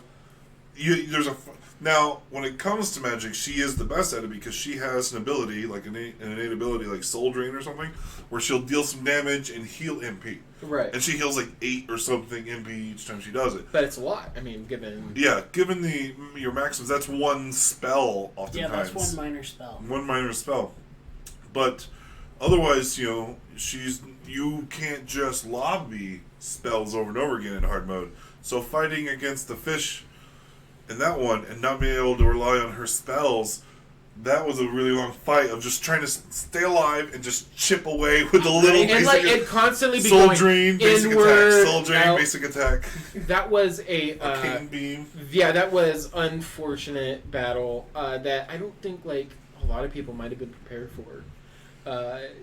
The bursting through, like, so interesting. But it had to have happened because they split up your parties. Yeah. There had to have been one battle where you were fighting two people. But getting there, the sewers. I want to talk about the sewers a little bit. Yeah. I hated them. I hated everything about the sewers. I hated the people. I hated the fish people. I forget what they're called. They got a weird name. I hated the king, Sahagins. the prince. Yeah, That's the Sahagins. The Prince Sahagins Yep. was a fucking terrible goddamn battle. Those frog people that turn you into a frog? Yes. Oh, yeah. Yeah, that was. I hate to get rough. turned into a frog. The only thing Barrett cannot really defend against is magic attacks. Yeah. Or like things that affect him like that, transforming or going to sleep. Like you'd normally have to wear something and give something else up, and I had my Barrett as defensive items as possible. So I was unprepared for that battle, and I remember not having the ability to heal him. Like I didn't have any potions. I didn't have any like magic ups or whatever, like to restore your magic. So I wound up having like a really weak fucking Barrett for the remainder of that sewer ride. Oh my god! Until I found more potions. Wow. Yeah, so that was a particularly bad because I've been relying on Barrett as my backbone for up until that point because he was with you fucking everywhere. Well, okay. Now you struggled with that part of the sewers. What did you think about that boss in the sewer? That boss when you first get into the sewer? Yeah, where he's like moving pipes and blasting with water. And he's hitting you in the water. That was a really interesting battle. He's like using the environment. Oh yeah. It was so you're talking about when the first time. So the first time or the second time you fight him? Right. Yeah, you fight. Well, I mean, he's basically the same. Not really, because now he's got children. Yeah, he's got the little ones. The little babies. Yeah, crack me up. I enjoyed the hell out of the second boss fight. The first boss fight was okay. I did not have a bad experience with it. Yeah, it felt pretty bland. The second boss fight was exciting. It kept me on my toes, but it wasn't too hard. Yeah, I'd agree with that. Yeah, the second one had more happening. Mm-hmm. The big creature. I feel like I don't think I got hit once fighting the first time, like with Corneo. I don't think like I had any issues. The first one him. was super quick for me. Yeah, like, I mean, especially with Immortal Bear. Yeah. No. I didn't have Barrett. Yeah, I had Tifa Barrett, and Tifa and Aerith. Because you were all in dresses. Right. So, how did... I guess I didn't get... Aerith can hit it from a long range. But... Yeah, I think I've always been a long range fighter, though. So if something could hit long range... So I think I might have switched to Aerith. Yeah. That was the challenge. One of the challenges of that fight was he's always jumping up on the walls and stuff. Right, I did switch to Aerith because I had her all gussied up because I knew we were going to be fighting with her. Yeah, like we've been with her like that whole fucking time. Yeah. So we were Coliseum battle ready for this bitch. Did you ever get her second limit break? I don't remember. Aerith's? I do not remember. It's the only limit break I didn't unlock was the second one. That's the same for me. I never unlocked it. Oh yeah, I did from the second Coliseum that we get to go to. Like the no, I didn't because that was like. No, it's not in the VR world. It's only unlockable in the Coliseum and in the marketplace. Oh, then yeah, I think I did. But you have to do it. You have to go out of your way to do it. Yeah, I remembered I did everything in the market, so I'm pretty sure I got her second. Yeah, like you do it. It has to be something you do out of your way after you've defeated Hell House. I don't. Okay, so something about me, and this is why I don't quite remember if I did it. Yeah. The reason why is because I never changed Cloud until like the final battle to go to Ascension. Oh yeah. I didn't change any of them. Because I remember getting it and then trying to figure out where I was supposed to go because I kind of powered through the explanation. Yeah. And then I just forgot about it. So I did everything in the marketplace. So it's very likely I did it. Now, correct me if I'm wrong. Wasn't some of the special abilities that each of these characters have? like Braver and his other like slash that Cloud has. Weren't some of those actually limit breaks in the original game? Yes, and you got them earlier in this. Like, they did that with a lot of things. So one of Cloud's weapons is the nail bat. Very famous weapon. He doesn't get that till after he leaves Midgar in the original. Mm-hmm. Yeah. Yeah, I think because it's the first game, they had to have a lot of references to. Yeah. Well, that and they had to give us something to work on for 30 hours. Yeah. Right, So, but also Sephiroth, because Yeah. like Sephiroth is the same mentality as the Bat. Yeah. Because everybody knows Sephiroth. Could you imagine having played the entire game the Bat was the and worst weapon though. never seeing Sephiroth? Could you imagine people's reactions to that? Being like, "Where's Sephiroth? Who never played the original game?" Yeah. Why is this guy so famous? He's not showing up anywhere. What the heck? Like Or if he does make a brief appearance at the very end. Well, that guy was really underwhelming. Like, he just made a brief appearance at the end. yeah. No. Oh, and could you? Okay, so that boss fight was fucking amazing. Bahamut, like Whisper Bahamut, Oh, yeah. was Ooh, amazing. That was awesome. That was really well done. Yeah, I all the different phases. I didn't feel. I felt. Again, I had Immortal Barret. I Yeah. never felt overwhelmed. But like there was legitimate. I think it did a move that almost one hit killed me as Immortal Barret.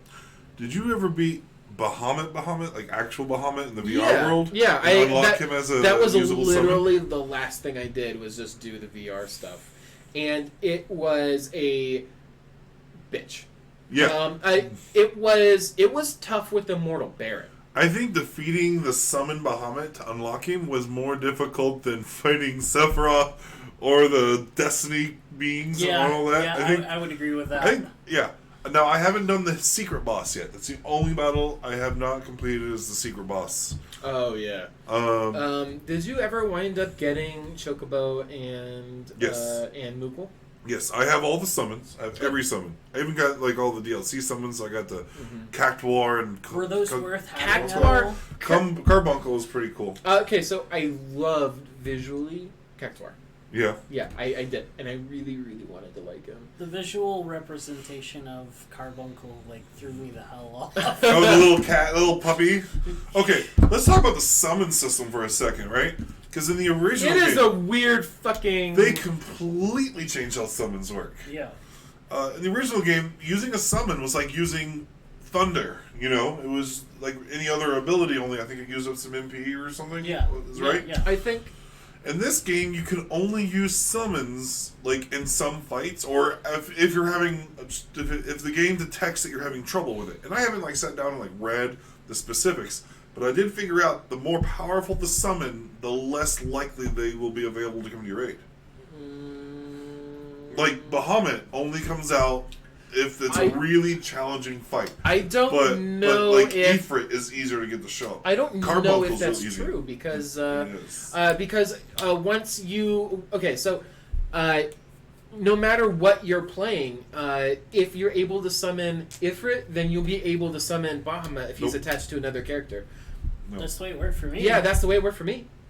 Over and over again, I would switch characters and You don't have to switch characters. Be your character, and then command them to summon. The summon bar Bahamut. would just Yeah, no. populate, and then you'd swap over to what character. Yeah, you don't even That's- need to swap over that character. I did You not could have. command I them. wouldn't have access to all the summons. I did. Like all three of my characters had a summon equipped to them, That might have been a And- hard mode thing. and no, even on normal mode. Sometimes I'd be in a fight. A lot of times, especially when I equipped Carbuncle on Aerith, Carbuncle would be available. The summon bar would build up. Carbuncle's available, but then none of the other summons are available. I've had throughout my entire game, Ifrit, Shiva, and whenever you could unlock them. Yeah. Ifrit, Shiva, and Leviathan as and I'll switch them to whoever I'm playing as whatever. Leviathan is the most powerful one up until Bahamut. Yeah. And if I'm Cloud, which always has Ifrit, and I have it that way for advantages. If I'm Cloud and whatever, I have the option to summon Ifrit, but then I can immediately go to Leviathan and then I don't even have to switch characters. I can just command them to summon Leviathan. I mean, if you... and I'm pretty sure I did that with Bahamut as well. No, because I think it's... I mean, if you wait long enough, the other ones will also become available. It's like they all have their own... No, I mean, like, time. I feel like that's, like, not useful, because, like, if you wait too long, then you won't get the full use out of them. Because generally, I'll just expend all magic in order to spam the attacks of the beasts, because they're really powerful. So, I never waited. I was able to immediately access them. I never waited either. Really? Yeah. What the hell? Because no, I mean, I tried. I would.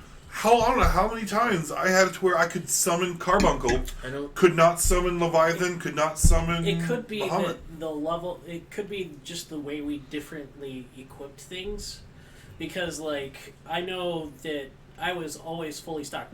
So looking at the summon system in general, but the original topic here. Summoning has changed a lot in Final Fantasy since the original turn-based up into what it is now. I love the fact that there is a specific summon slot so that you're not wasting material. Yes. Yeah. That was something that I liked. So that was something in Crisis Core that they did, was Yeah. that it wasted a slot. But they had, in Crisis Core, they had a jackpot system. Yeah. Where it was a slot machine that would just randomly occur on your screen. Well, you had It's to do always something. going in the corner. Yeah, but then it becomes, like, it's usually grayed out, Yeah. and then it usually becomes, like, solid, and then if you press a certain button combination or whatever, it would see if you could use a limit break or a summon, and then it would do that. And the summon that would come out would generally depend on the results of the slot machine. Yeah. So this is a random number generator. Yeah. It was But- actually pretty great. But It going sounds terrible, but going back to the summon system, it feels like Square over the years has changed how it feels about summons. It used to be, I could just do this whenever, like all the way up through 10, just whenever you I'm throw. pretty sure they don't stay on the stage. It's like No. one attack. Yeah, and it's then like one disappear. attack and they disappear. yeah.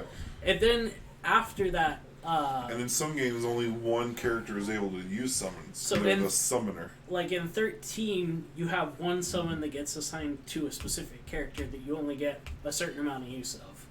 And then from that onto 14, you don't have big major summons. Mm-hmm.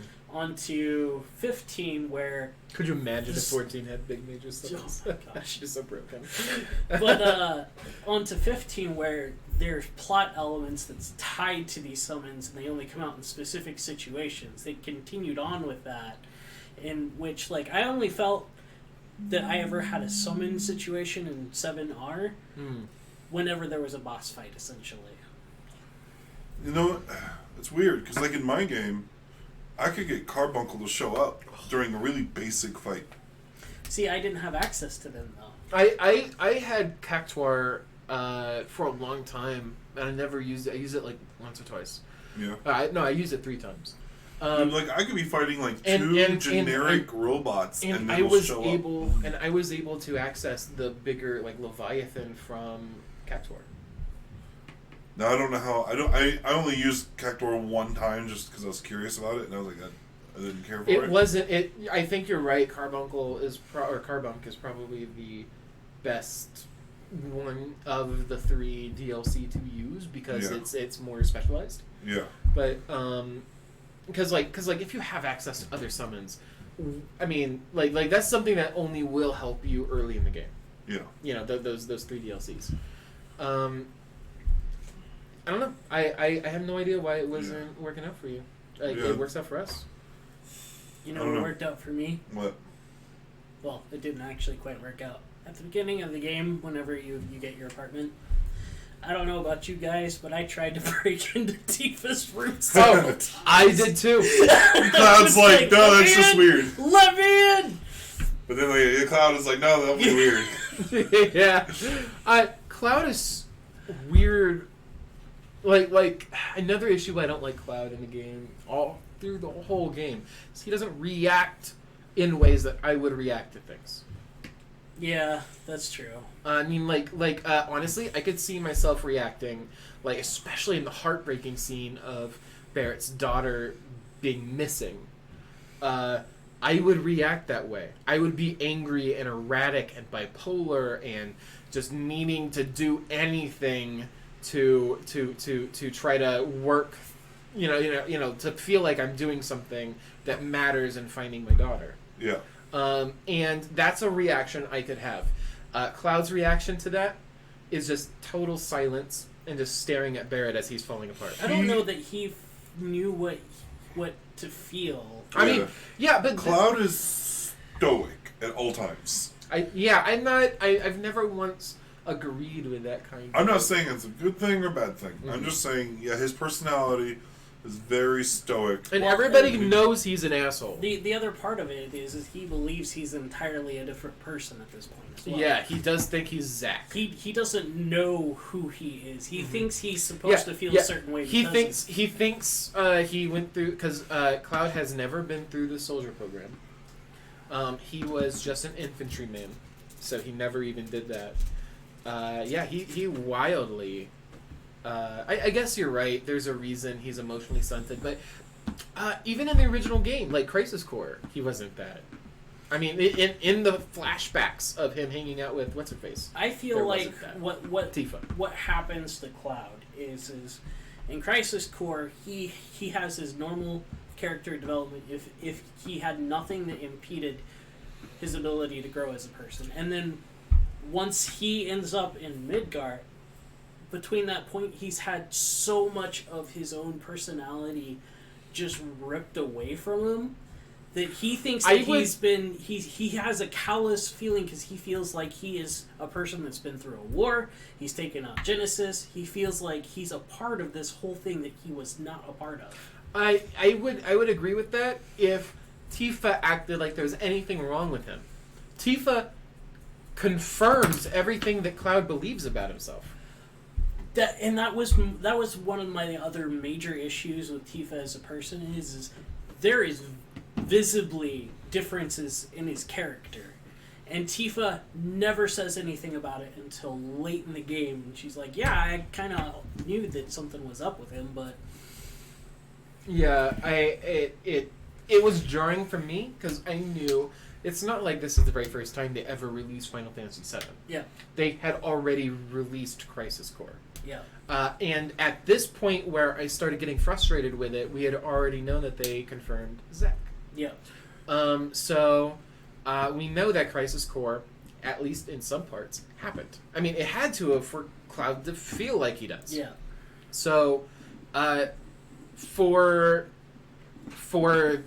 felt weird that the writers of this game did not correct that. Even if it was a part of the original game, did not have to be a part of it does feel weird. this. I think that's not an uncommon thing for a lot of games where the lead protagonist has a relatively blank personality. Because it's not though. Yeah, right. I think it's a fairly common thing, and I think it's because the writers of these want to let the player impress their own. I would 100%. Yeah, I agree. Yes. That was the thing in the past, and I think with this being a remake of that game in the past, they are kind of sticking with how Cloud was written in the first place. I think, if that is the case, that is a poor game design. Because they are giving him character development, whereas you wouldn't do that. In-game character development is important. Yeah. But out of the game, here's my past, here's how I react to things, here's what I did in this situation. You now stop being a nameless hero, and you become a very specific person with specific wants and needs and reactions. Yeah. I think where it struggles here in this game is that because Cloud was written with that mentality in the 90s, mm-hmm. they could only deviate so far with the characters now. Like all the other characters had their own personalities, and then this game amped up those personalities. Yeah. Cloud didn't have much of a personality to begin with, and if they were to drastically change that personality now, I think that would upset more people. Would have been even though I'm complaining about it, it was still a joy to play, and I didn't when I learned of Barrett's true godlike nature, I stopped playing with him entirely anyway. Like, I think so I think the writers have done a pretty good job with writing around Cloud's relatively blank. Okay, I just now watched that. The missiles went over your shoulders and then exploded behind you, damaging you. Yeah. That's bullshit. No. Anyway, go on. So yeah, overall, I think the writers did a good job with writing around the limitations of what they have. Because but they're trying to give him something to grow into, but they can't start off with him being a stronger personality. Well, you play with him for 50 hours. At some point, you'll have to have some character development where he's just not like... I understand 100%. He's around new people. He's doing a new job. He doesn't think he's going to stick around for long, so he's keeping himself guarded. That 100% made sense. You're going to let your guard up after like 60 hours of hanging out with these guys. Yeah, and I think he starts doing that a little bit as the game progresses. It's not happening fast enough for me. Yeah, but it's a trilogy. At least that's what I hear, is that it's a trilogy. Mm-hmm. So they might just make the next game the rest of the game. Yeah. Which, honestly, give me an 80-hour game, and it be the rest of the Final Fantasy. Yeah. I'm okay with that. You're allowed to do that, because you're still giving them a lot of room, and Midgar was a slog to get through originally anyway. Yeah. Shit happens fucking fast for the rest of the game. It would actually make sense to get... I mean, if it's an 80-hour game for everything except for Midgar, then you're giving them a lot of things to add into. A lot of buffer like they did in this game. Yeah. I don't need every city to be as buff, as fleshed out. Yeah. Well, and they wouldn't be either, because Midgar was ridiculously huge. Everywhere else was a lot smaller than Yeah. Yeah. I feel like if they handle it right, then they could actually fit the rest of the game in one game. If they take out all the world mapping and maybe cut out a few unnecessary mini games, definitely. Honestly, no. That Dart game is heaven sent. I loved the Dart game. Yeah. The Dart game was so good. Heaven sent. I in my first playthrough, it took me 3 tries to get to the top of the chart, and I played it after that. Wow, that was good. Yeah, I played it just to play it. That's how much I enjoyed it. Yeah. After I got to the high of the chart, I just was doing it for fun. What is it you get for getting first place? Is it the luck up materia? Or something? Yeah, it is something like that. That was enjoyable. And they rewarded you. I didn't know there was going to be a reward.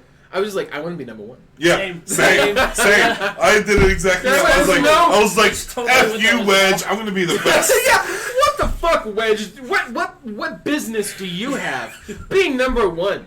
Yeah. Fuck you, dude. I never cared for Wedge in the original game. Honestly, I loved him in this game. He was my favorite. In this game, I loved him. And of the trio. He's my favorite. Really? Jesse's my favorite, but I like Wedge quite a bit. I like all three of them. It's so I know. weird. But I want to mention the underground layer beneath Sector 7. I loved the dogs. That was all new stuff. I think that's one of the things I love about that is like okay. Oh, what are you talking about? Okay, after the plate falls and you find Wedge in that underground lab. Oh yeah. You gotta go through and fight all. Get all the little things, fucking right? Yeah. I think that served, like, some people, I don't know if other people feel like that's padding. I can see some people saying that. I feel like that was a really great part of the game, because you get to go down there, it answers a few things, right? It serves a couple purposes. One, it helps explain why there's monsters in Sector 7, like these weird things, right? It also helps enforce the principle that Shinra is fucked up. Yeah, they're fucked up science labs. So it gives you an idea that Hojo is going to be a twisted shit whenever you get to him, and it helps impress the urgency to rescue Aerith when she's abducted. This was the before you fight the armored guy, right? Like the floating robot guy with the hands, right? It was on the way to that. Yeah, it was on the way, right, where you have to pick up the key cards in order to reduce his thing. Dude, he was so fucking stupid when I got to him. Wait, was it? No, I think it was after that, because when you do that mission, when you fight that robot, I think is when you fall and meet Aerith. Yeah, that's when you fall. Or you, and then you travel with Aerith for a while. That's right. Okay. But what I'm talking about with the underground layers, after Sector 7 falls, and then Aerith is abducted, and then after that you have to then go and rescue Aerith. Ah, gotcha. And having this lab to see what the scientists do to living beings helps impress the importance of rescuing Aerith. Oh yeah, with the fucking weird humanoid guys that are humans originally. Yeah. And they're all attacking you, and I have a theory on that. I think that those creatures are the first generation of what you encounter in the original 7 in the containers where you go see Genova, and there's those people that sealed up in there. I think that's the first gen of those. Oh. Yeah, I mean they're fucking. I would honestly say that they're the second gen. I mean, Probably, it does feel like they're in a step in the more warped. Yeah. Yeah. So I feel like that was a really great addition, and it was through those experiences that turns people into soldiers. It's like soldier, second class, first class. So it's fucked up. Yeah. And now something I got a question for you guys. Of the PCs, of the playable characters of the original game that we haven't yet seen in Remake, who are you looking forward to the most and seeing how they'll be in the remake sequels? Honestly, Red 13 was my favorite. Like when I could play as him. Yeah. Like that was my. I don't want to call him my main, but oh my god, he was so fun to play. I was a freaking edgelord whenever I was a teenager, so Vincent was the guy for me. Vincent was also awesome. So I'll give you Red 13 since he wasn't playable in this one. He was an ally. He appeared in this one, but Vincent's the one that you're looking forward to the most. Honestly, the characters that they already introduced were the ones that I played with most in the game. I want to see how Barrett handles his later situation with his friend and how they go into how he lost his arm. I want to see how that plays out in Remake. Oh god, because it's going to be a lot more dramatic. Yeah, well, I'm sure. I'm like you. I want to see Vincent a lot. I have played a lot more Final Fantasy games, so I'm actually having trouble answering this question. Because I don't remember everybody that was playable. Oh, yeah? Final Fantasy. Well, we got Sid, who's in every Final Fantasy game. Oh, right, of course. But in this one, he's like a rocket scientist type guy who's trying to build a craft to space, if I remember right. Yeah. And what does he wield? Like a spear-like weapon? It's a spear. He's a dragoon, essentially. Yeah. At one point, I remember in the original game, you could unlock a mop as a weapon for him, I think? Or was that Cloud? Anyway. No, I think that was Cloud. Yeah. But yeah, he was the guy who owned the airship or built it or whatever that you travel around with. 10-2? No, in 7. In 7, yeah. Oh, 10-2, he did that as well. Yo, in 10. Yeah, in 10, I mean, he is generally He's associated with airships in general. Yeah. I remember particularly there because he lost his airship. It was pretty tragic. Oh, I haven't done 10-2. I've played some of 10-2, but not enough. 10-2 story is actually pretty good. It's my favorite story, like besides Crisis Core. Yeah. I mean, it's hard to fucking beat. But so you got the 7 version of Sid, and then Red 13 you've got Vincent Valentine, you got Yuffie the Thief. Yeah, Yuffie. I hate her. Do you think that Kira is Yuffie? Yes. I think so too. I do not like her. Okay, she is my most... and I told you this. She is the most hated person in that game for me so far. I do not like her personality. I will actively do what I can to kill her. Ooh. Kate Sith. Yeah, Kate Sith. Yeah. I am super eager to see what Kate Sith I do remember does. Kate Sith. I was real sad that you only get to see him just... Yeah, you see him for a glimpse. He's looking at the damage and drops to his knees. Cute though. Cute little cat. Super cute. I can't wait. I was kind of hoping he would be one of the cats you rescue in the early part of the game. So I thought as a youngster that his name was Catsith. Yeah. The whole time. You didn't see the eye? I mean, I did, but I never pronounced the I. Okay. Just Catsith is what I always called him. Who else is there? We got... Oh, you got the music, though.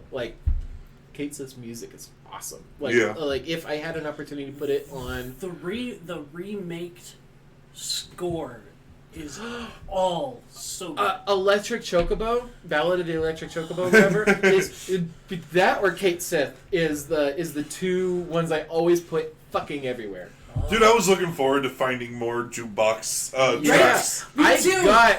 I got Collecting all all but of one. them. I got all but one. Oh, yeah? I was actually excited to do that little girl's mission of like, everybody's sad, come, which was fucking genius. Everybody's sad, let's find music to lift their spirits. Yeah. And you got to go around and make these people happy, and you can see like an old man who you obviously didn't feel it, but he was like, well, let me teach you how to dance. And that was such a great moment. Yeah. Which Just a little side quest thing, but Fucking- I felt like it was anyone who calls- like a heartfelt... anyone who calls that buffer needs to go to college. Because that is textbook not exposition, but it's like it's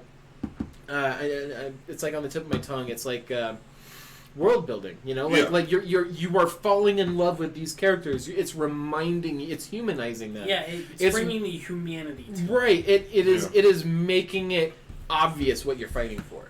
This Yeah. girl cares about people enough to want to make them happy, and she's like, I would like you to help me with this. And like, how can you possibly say no? And you stop charging people at that point. You're just like, people need help. Yeah. Yeah, you just help them for free. And it's a really kind of a touching... And it's just a little side quest to do if you want to. Yeah. I had a hard time finding one of the tracks. I don't remember why. One of the tracks for that little side quest. I forget what I remember the one was. last one was like right next door, and I like kept missing it for like 15 minutes.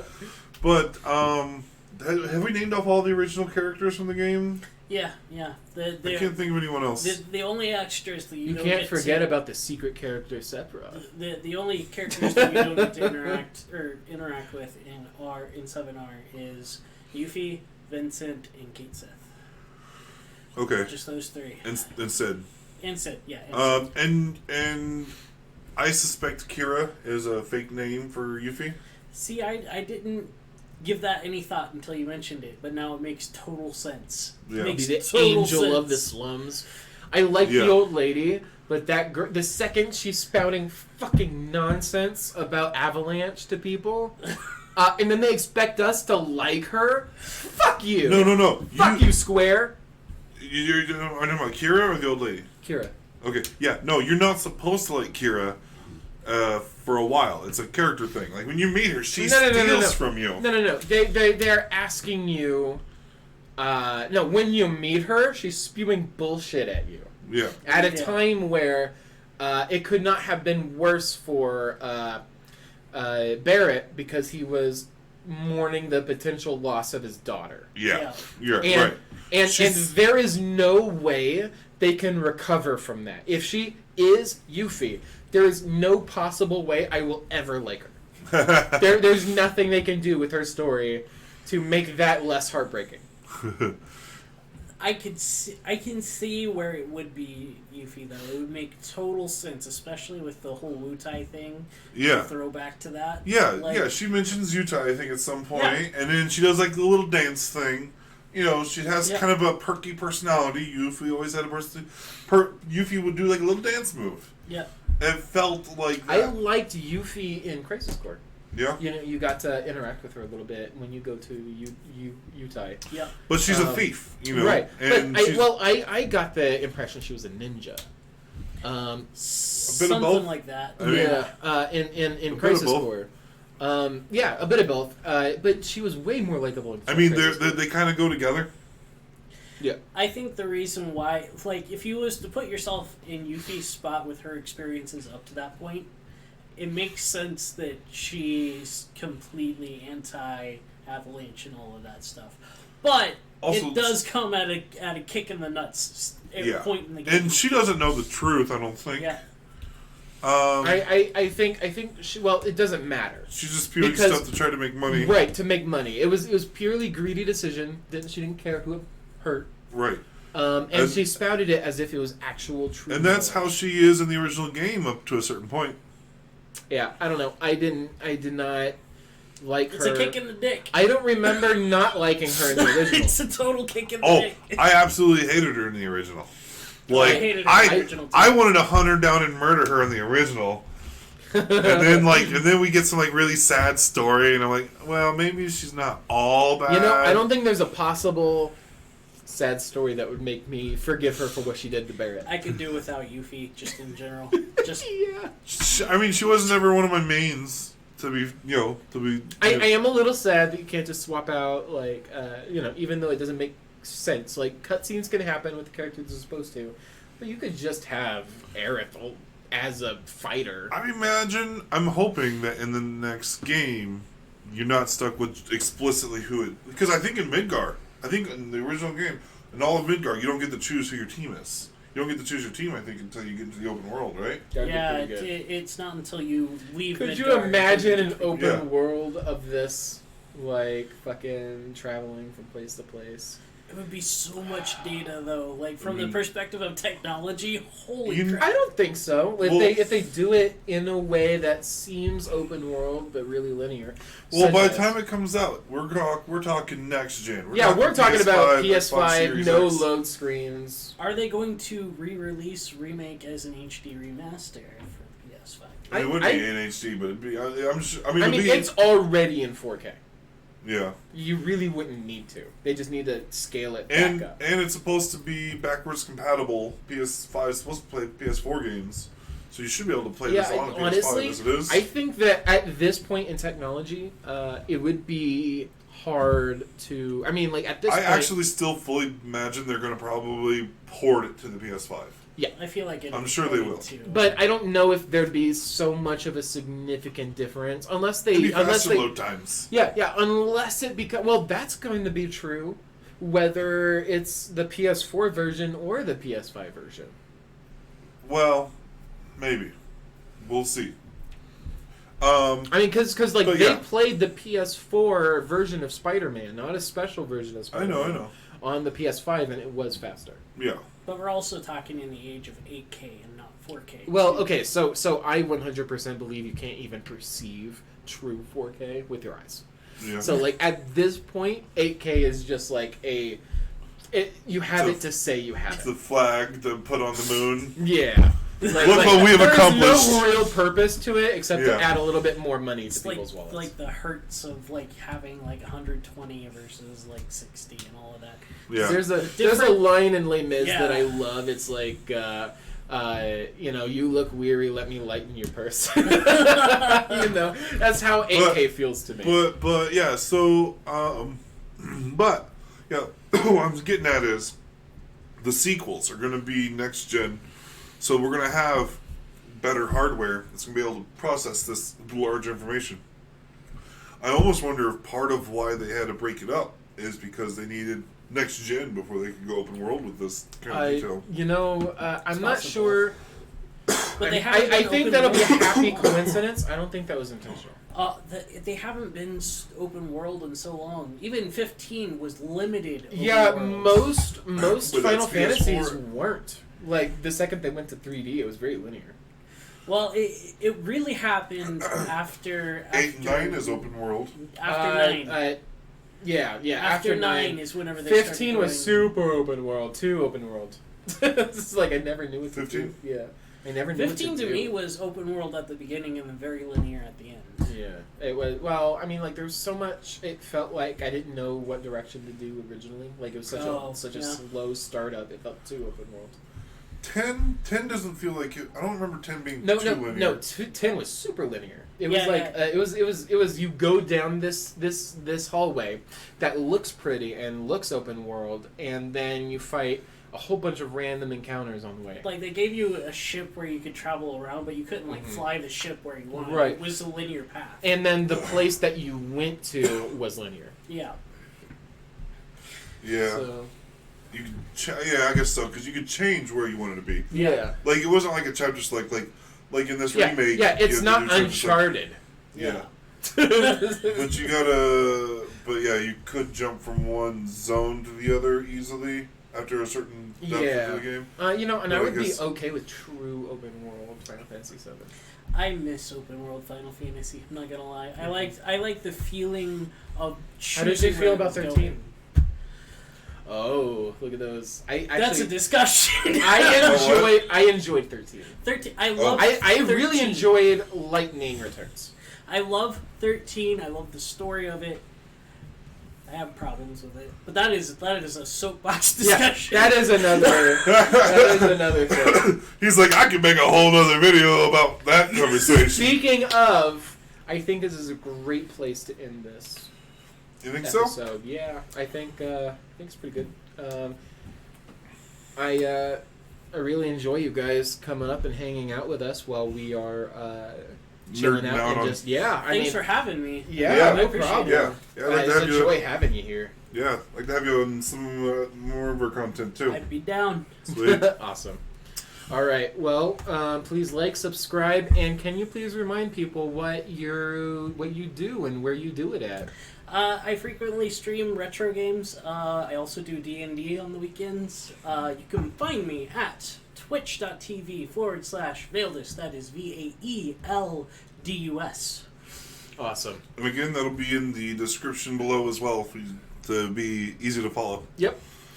All right. Well, see you guys next time.